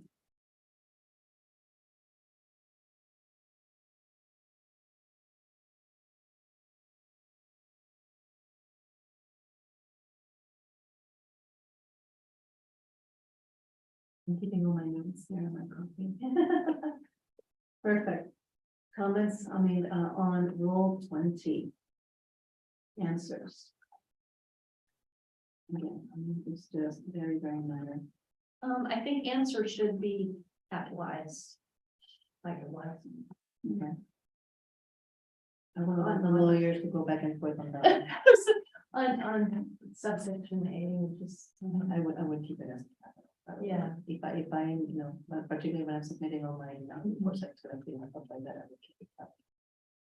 So would we like to add a definition of I think the assumption is that all capitalized words have definitions. Would we like to define the answer? Well, so, and the answer is responsive.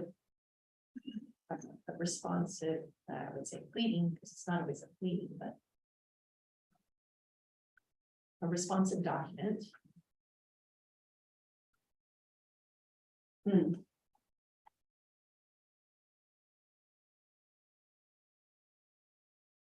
Does that seem sufficient or? At the words described, that was just, if we have one capitalized term that isn't defined, that could cause a bit of confusion. Yeah. So we'll add a definition for answer.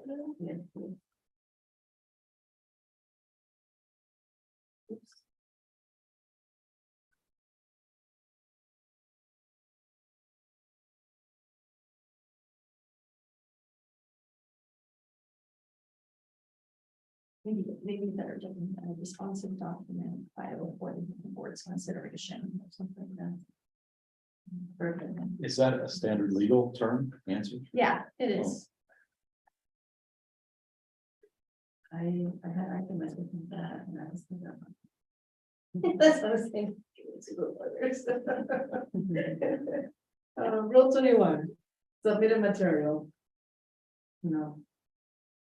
I like how this reads. Yeah, I like this. It reads much better than I figured out. Absolutely.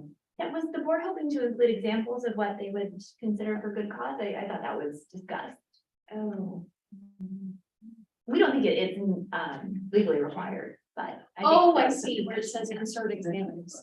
The purposes of this rule to one good cause shall include but not be limited to.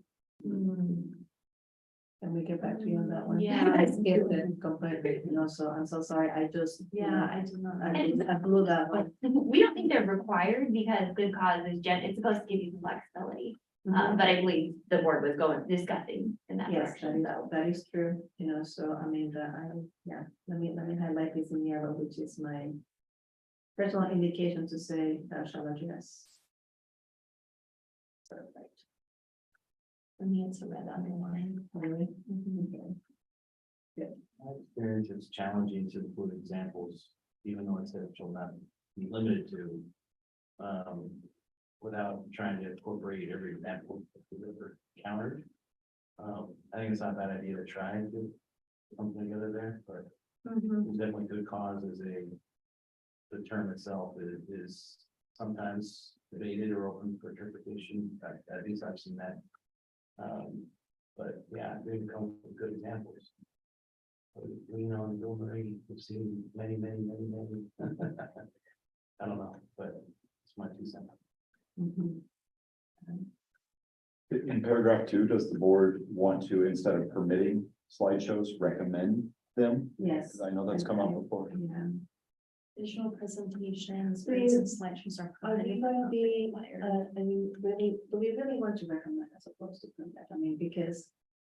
I remember, Mr. We Powers. went, Powers, yeah, he was thinking we should. yeah, Or that. you want to recommend or permit? Yeah, I think that's great. Use the term recommended. Okay, so let's actually go then back to recommend. Or highly encouraged. Recommend. Recommend, okay. Recommend. Recommend. It's up to the person, we're not biasing them. Permitted but not required. Or recommended but not required. Yeah. It wasn't, it's only been since COVID, I think, when the district started doing PowerPoint. We typically only did PowerPoint for baby orders, we never did them for variances. And I think as a visual aid during COVID, we get started doing that. So that perspective, this is a newer-ish thing for us. And so since it's been effective, we've kind of continued, but, yeah, I mean, there might be times where we don't get it. Exactly. Exactly. I mean, again, you know. If Well, that's- Mr. Ramirez was a good example of not having a PowerPoint and giving a very effective presentation. Yes, Yeah. absolutely. Yeah, I mean, the, a one pager can tell so many, you know, I mean, there's so much information, so, yeah, I agree with you. Rule 22.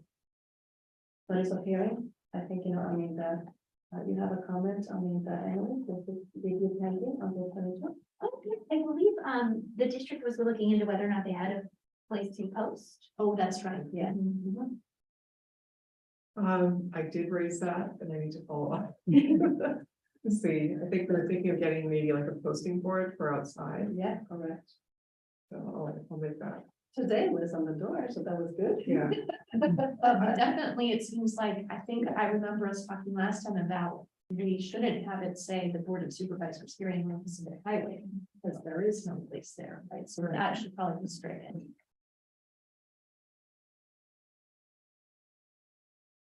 But I mean. Well, no, it was, I mean, that suggested, you know, that any public here, notice of hearing posting, but it needs to be posted here and not, what if we actually hold a meeting, you know, in the county of, That's. in that building, what's to keep it? So do we need legally to specify the location in the rule? Because if it does change back to CAC. So I mean, I think there's been limitations there recently, so we haven't been able to, my understanding. The point is, we want flexibility in the rule, so it allows us, as long as it's posted at the meeting location. At the notice. Do we need to meeting location. specify the address? Yeah. I will, you know, to, you know, I mean, the legal counsel. We can say notice in accordance with applicable law. Okay. If that's what we're looking for. At the location noticed by applicable law. Okay, What is it? Apologies, what does that mean by at the location by applicable? What does that mean? At the location notice Yeah, by applicable law. Noticed in accordance. In accordance. Something, basically, we're looking for language to give us flexibility, anywhere that the Brown Act or the Health and Safety Code would allow us to notice. I don't know what that is on the top of my head, but that would be the thought. so with that statement, would we be able to have flexibility to notice here, there, if, you know, prior? Well, the Brown Act Right. requires that you notice, you put the notice of the meeting at the location of the meeting always. Yeah.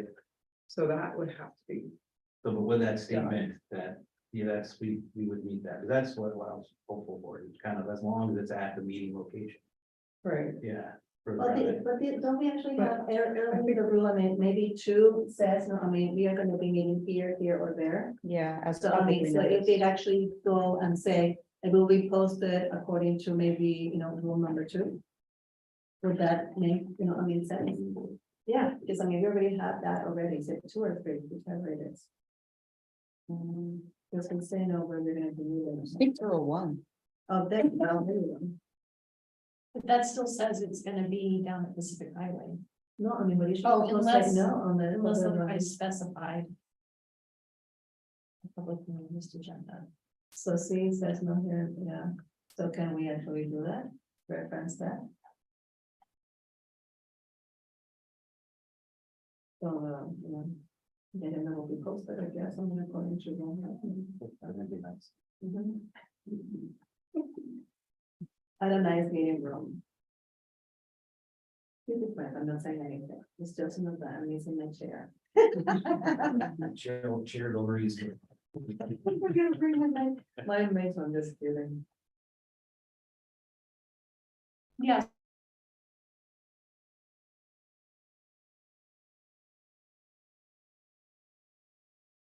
So I would suggest that we change where we language it to. Yeah.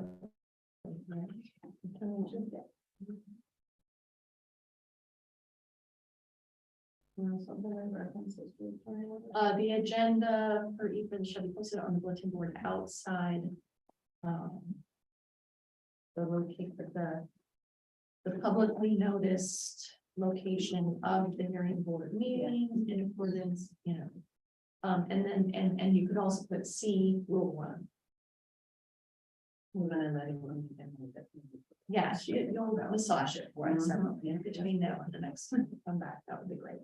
But we're doing fantastic, I have to say.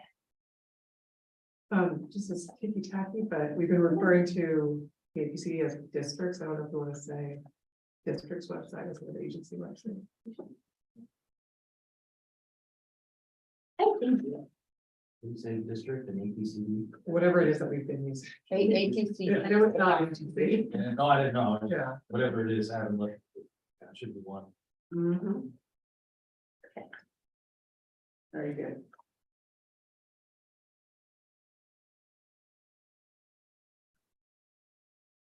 I think there was a part where previously we had this idea of having the link in the hearing board rules to what the forms are.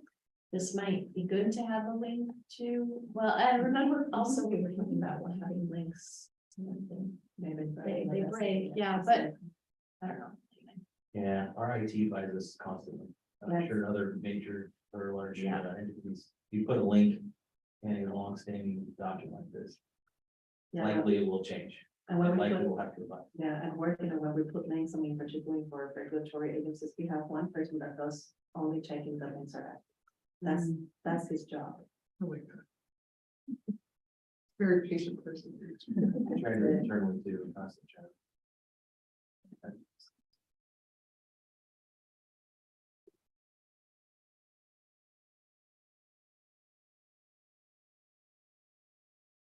Let's see. Okay, so rule 23, I was thinking, I guess, I don't know, I think it's rule 23. I'm making my copy. I think it was combined with rule 21. And then we actually have Isa and I, in my copy, have appointment rule 24, orders of procedures. Yes, perfect. Okay.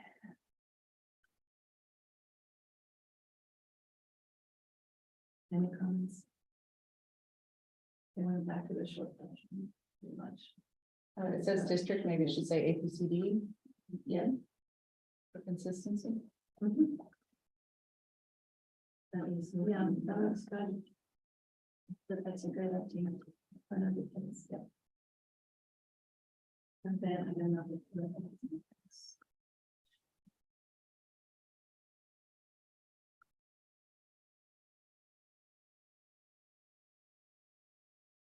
Good. 24 looks fine. Very fine. Rule 25 as well. This is just not only the number. Rule 26, you know, because of this service statements, not making writing.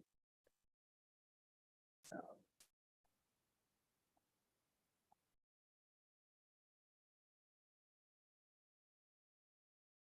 We need some service for downstairs. Oh, for subsection C. Yeah. It had. Statements include written statements by the person signed or otherwise authenticated by him or her. Stenographic, mechanical, then it said electrical or other recordings. I would say probably electronic or other recordings. But I feel like the electrical part. So you touch it, I mean, you have some web, you have some stats.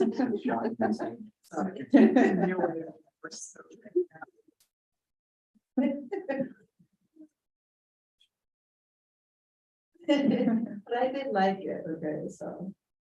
Good. Perfect. Any other comments on that one? Good catch. That's a rule 27. Emily, this is fantastic. I mean, with all the references on the to health and safety code and other sections. Mhm. So. Comments on 27? Looks good. 28. That's very good. Yeah. I cannot believe it. 29. We're gonna do this, you know, I mean, in an hour. Excellent. 30.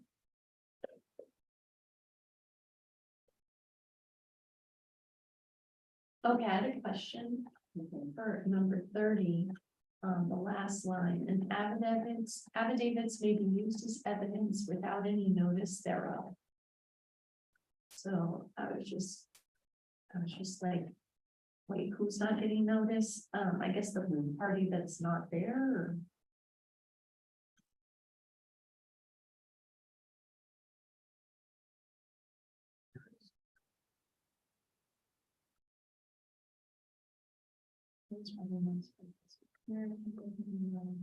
The action based on the positions of the other.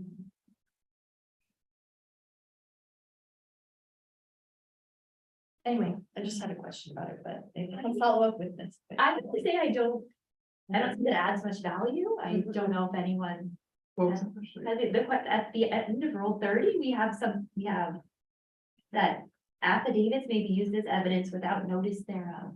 Yeah, that just seems like questionable, and I don't know. I guess I would have thought, like, say, for instance. The reports person didn't come today. And maybe, our inspectors could submit affidavits documenting their communications with him, that type of thing, right? As evidence. So that's probably what the reason is for that. At the board's discretion, if you see value in it, we hold on to it, and if not, we can get rid of it or think about it. Just think about it. It just kind of like, I was reading it really late last night, and I was like, wait, I didn't know what's going on here. And is this the kind of thing that's in other hearing boards, rules and regulations? Is this kind of standard language around the state, or is this? You double check and see. Some of this has, as you can tell, like legacy language, like electrical. So we can double check and see if this really adds value to our rules. I think it's probably more in the real world is when someone withdraws their petition, their variance petition, and they don't appear, Yeah. and then that's probably, maybe that's in reference to the affidavit. I don't know if that's the right word though.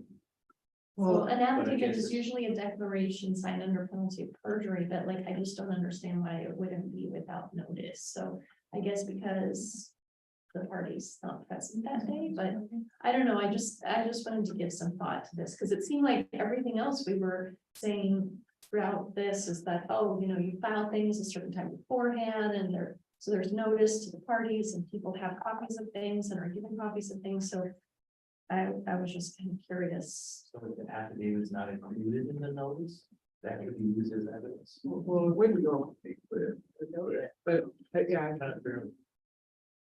I don't know how that's different than any other evidence. So can we sleep on it? I mean, Yeah, let's- consider it. I mean, let's take a look at the different definitions and see, maybe examples. I mean, you would see this otherwise as well. I mean, so. I think the difference is an affidavit is a written document, right? Mhm, Whereas the other evidence you're getting at a hearing is mainly oral. correct. So an affidavit doesn't need to be publicly noticed like other written documents that are included in the note. Okay, yeah, and maybe like if something happened to an inspector and they gave an affidavit because they're injured and they're in the hospital or something, then we would still accept that in lieu of their regular testimony. But just usually when we do that at our law firm and we are submitting an affidavit to a court in lieu of testimony of someone, we still get notice that we're going to do that somehow, but The variance petitioner doesn't appear that submits their position, in writing. And it's not included or time enough to include on notice. So it could be. okay. I don't know, again, it's thrown out. Yeah, that's that. So. Okay, let's actually, Let's table that on speak for on that, next week, because we're actually doing fantastic. A rule 31 rather, very minor changes on that one as well. I'm jumping to rule 32. Right now, compliance schedules. Can I raise something about findings, if that's okay? Yes, just. So this is a great process. I don't have any changes to make for when formal written findings are made or requested, but what about just the regular standard findings for variances and that type of thing, where it's not always in written form for the parties to review before they're adopted at the next meeting? Can there be we consider a way that, that maybe they're emailed to the district or.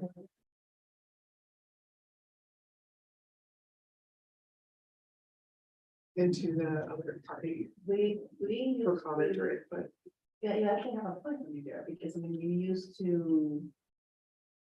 That would not make petitions for some of those projects, you know, that, they could actually take them at a draft, you know, and findings prior to, you know, I mean. putting it, So. And I think that that was also very, oh my God. The US Postal Service.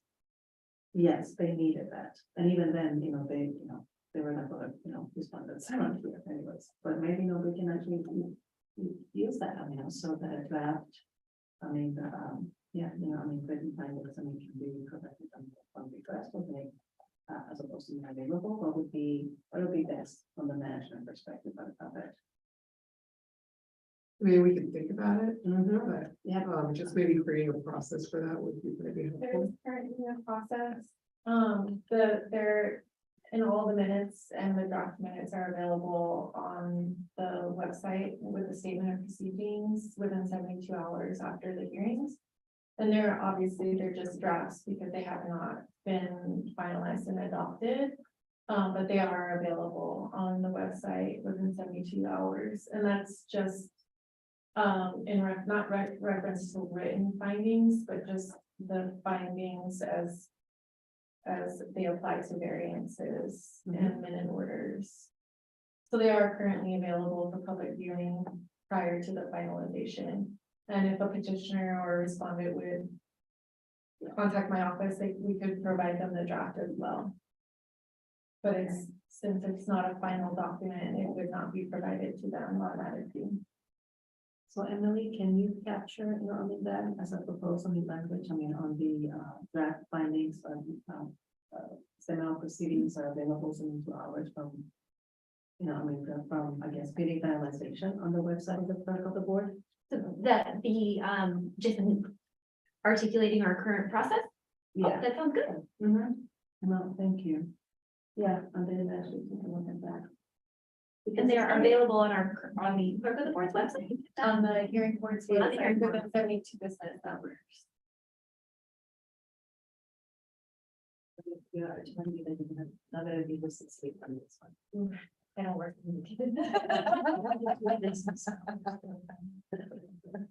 Oh, okay, really, perfect. That good point here, and thank you for bringing that up, because, yeah. Rule 32, I think, we did that already, rule 33, is that decision. Which is when you actually brought up the comment here. Any other comments?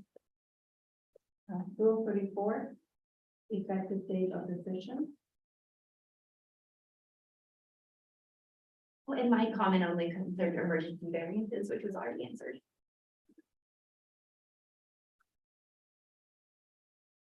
So so that's the result.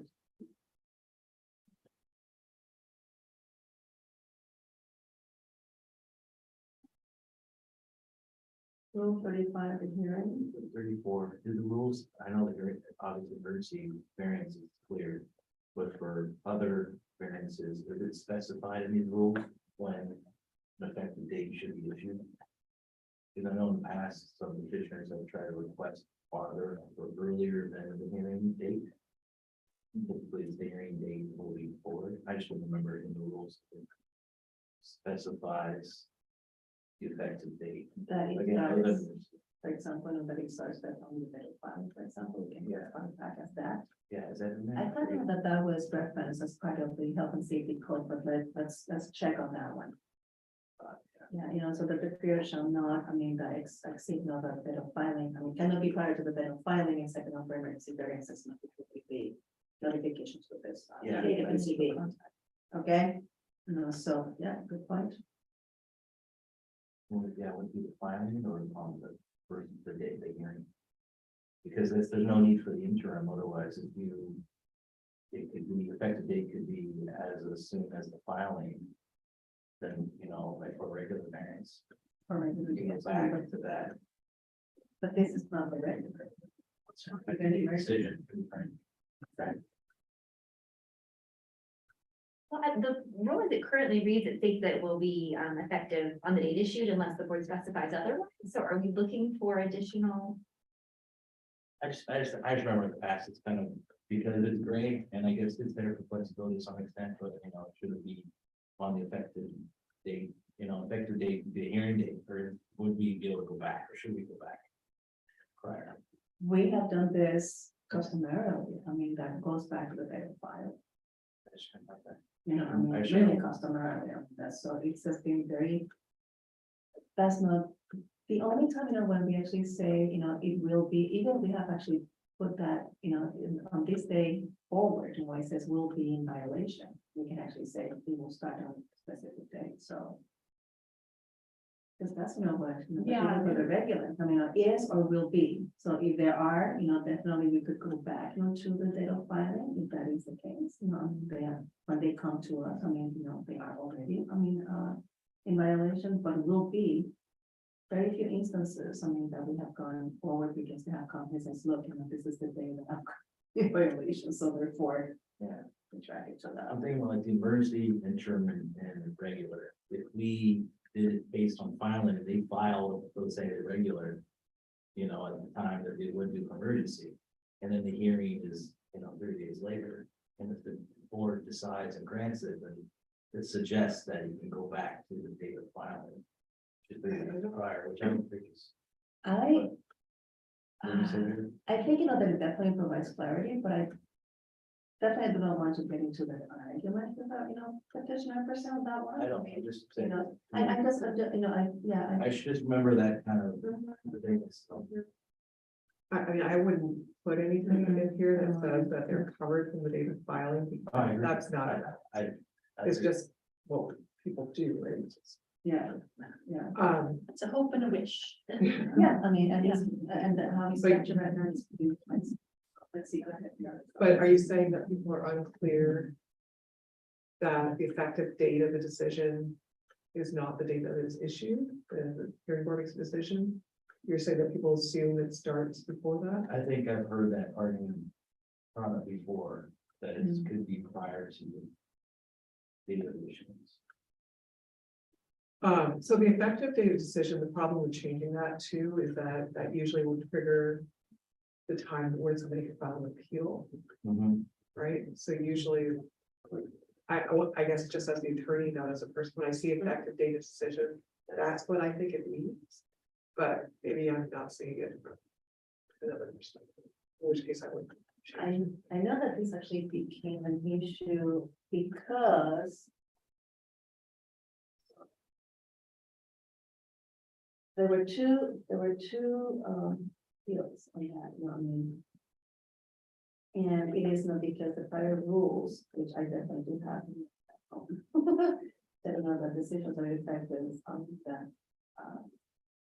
10 days after approval, you know, I mean, again, we have a meeting, we approve, you know, the dates, and then you actually have a period. That could be up to 45 days that we not meet, so I mean, they didn't have to do anything. And then, I mean, so I think, you know, that was eliminated, please, I mean, I don't know, that's something, I know you hear it, I mean, you get to do it. So, I mean, yeah, it says on decisions that become effective on the date issued by the hearing board, so I think, you know, if you keep it the date issued. The word issued would be the issue. I'm sorry. So that's the timing of the effective date, but then the issue too, I think that's come more recently, is it issuance of the board order or the decision made at the hearing? Because, you know, there's lag, when the board order has to be approved and, you know, hearings, so I mean, I don't know, there's just, to me, there's been like gray area questions, discussions. The way that I would probably want to handle that is put it in the order itself with the dates. Are. Instead of putting here, yeah. Are we clear still? I mean, that's what we debating another language. No, just question. No, go back and forth. Going back to- This is what we're. Going back to the old, situations, trying to It's definitely. call it correctly, yeah, it's been a while. Some things. Emily, clear? Are we okay with that one? I think- Are we proposing units? Questions? Yeah, I don't think changes are proposed, just if you guys have questions about what this means. Yep. Situations, Okay, this question has come up, well, when is this effective? When can I operate and not be concerned with getting fired? Is this when the board order is approved or is it after the meeting? Is it when I file it? So I don't know if we want to dig in deep in that and define it, but I know it's. well, I think it seems like Rule 34 is setting up the default. The default is shall become effective by the date issued. But there's the wiggle room is in the preceding phrase, except as otherwise provided by these rules or hearing board order.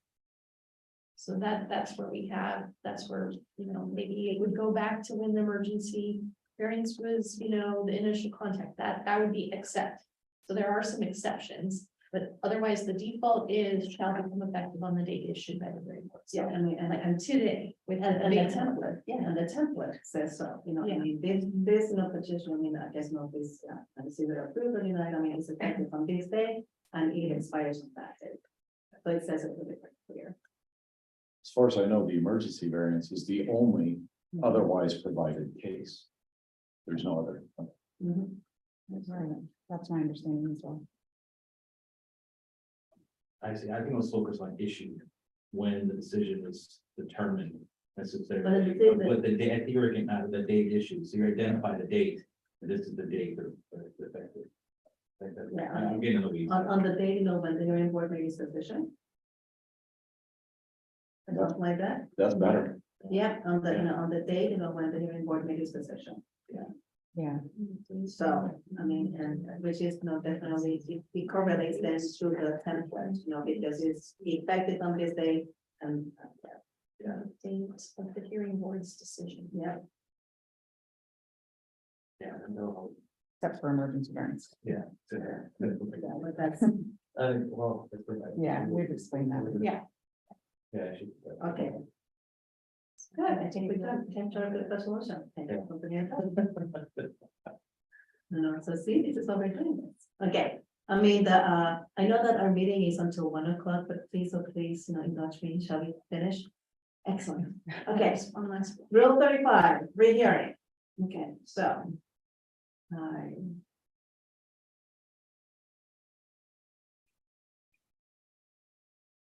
I'm gonna do that one. And that should be the next one. Yeah, this looks better than it was before. Yes.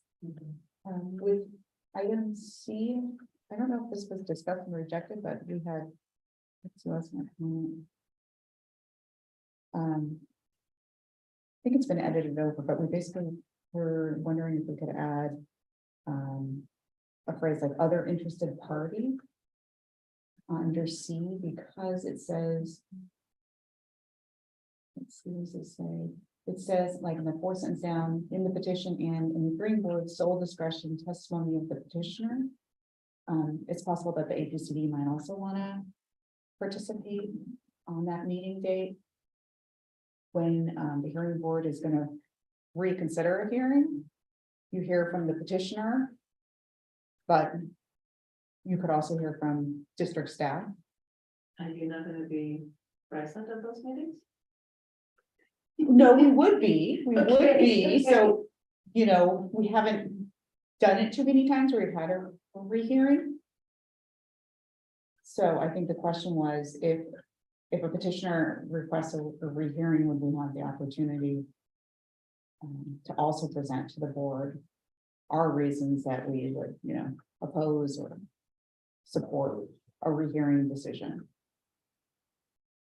say testimony of the parties. Yeah, it features testimony from just the petitioner's perspective, but there could be another interested party that might want to weigh in and be heard. The public, us.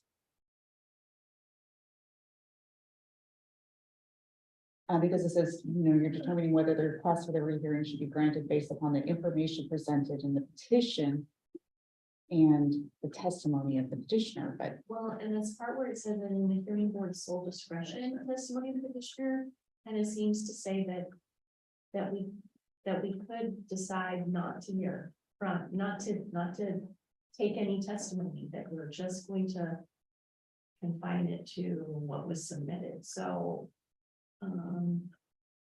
changing that to in the hearing board sole discretion testimony of the parties. I think the part, limiting it to the parties might be better than taking testimony of anyone else, because we can always take up public comment. Yeah, testimony of the parties. But yeah. I'm also thinking back as to how this would have applied to the citizens from the airport, was the petitioner asking us to be here. Just to read here and giving the original petitioner responding the ability to speak up as opposed to just the petitioner. Yeah, The rehearing. So parties may be better. Yeah, I agree. Yeah, petitioners, I mean, the reason, yeah, the parties, open parties. Is that okay? Emily? Yes, Got it. agree, thank you. Okay, I cannot believe it. We did the first review of that real line item, I mean, well, actually, this is the second, we're almost to the end. Yeah, thank you so very much, I mean, this has been fantastic, actually, I mean, that great collaboration amongst all parties, so. I believe, that, do we actually have any other, elements, items, to be presented to the board coming today? For this meeting? Just one No. quick question. Yes, We please. we hold on to this and fill it out and turn it in. Yes, no, I mean, the clerk of the board will give us instructions, okay, we'll remind us of that. I'm just curious if there's any members of the public that were, listening along to this part, this administrative item and had any input that they wanted to give. Was there anyone online? Vice Chair, actually, there were no members of the public wishing to participate in, or to provide testimony to the board for administrative item D. However, if there are any members of the public on the teleconference line now wishing to provide public testimony as to administrative item D, please press *9 or use the raise hand function. Seeing no members of the public wishing to provide testimony on administrative item D, Madam Chair. Yeah, perfect, thank you so very much, Madam Clerk. Let me ask the board too, when would the board like us to report back on the rules? And do we want to notice that? Just we need to notice that, I believe, so, how about a 1 month from today? At the last, the one, in May. The last do that. Madam Chair, that would be May 25th. That sounds good. That way, we provide, the time for us to digest and then, that for everybody to review it. Perfect. Thank you, Emily. Thank you, everybody. I believe, that this concludes our business for today. And the next meeting of the APCD hearing board will be a special meeting. No. But it will take place, on April 27th, 2023 at 10 o'clock, in the morning, we will know where we're gonna be. So,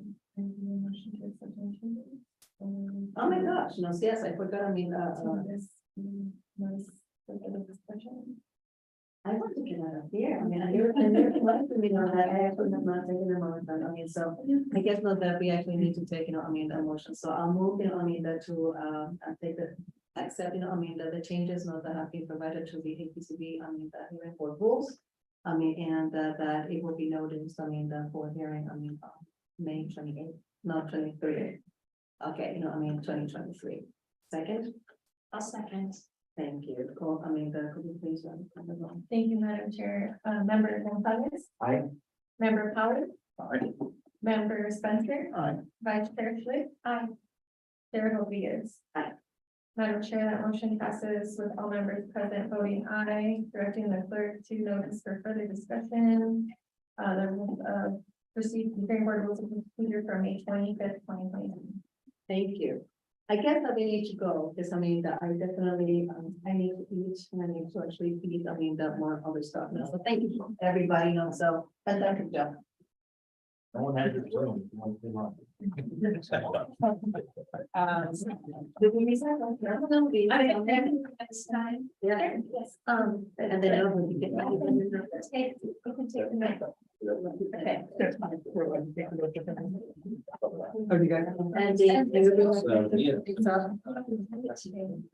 I hope we're going to send over. And like, yeah, what do you need it? I mean, what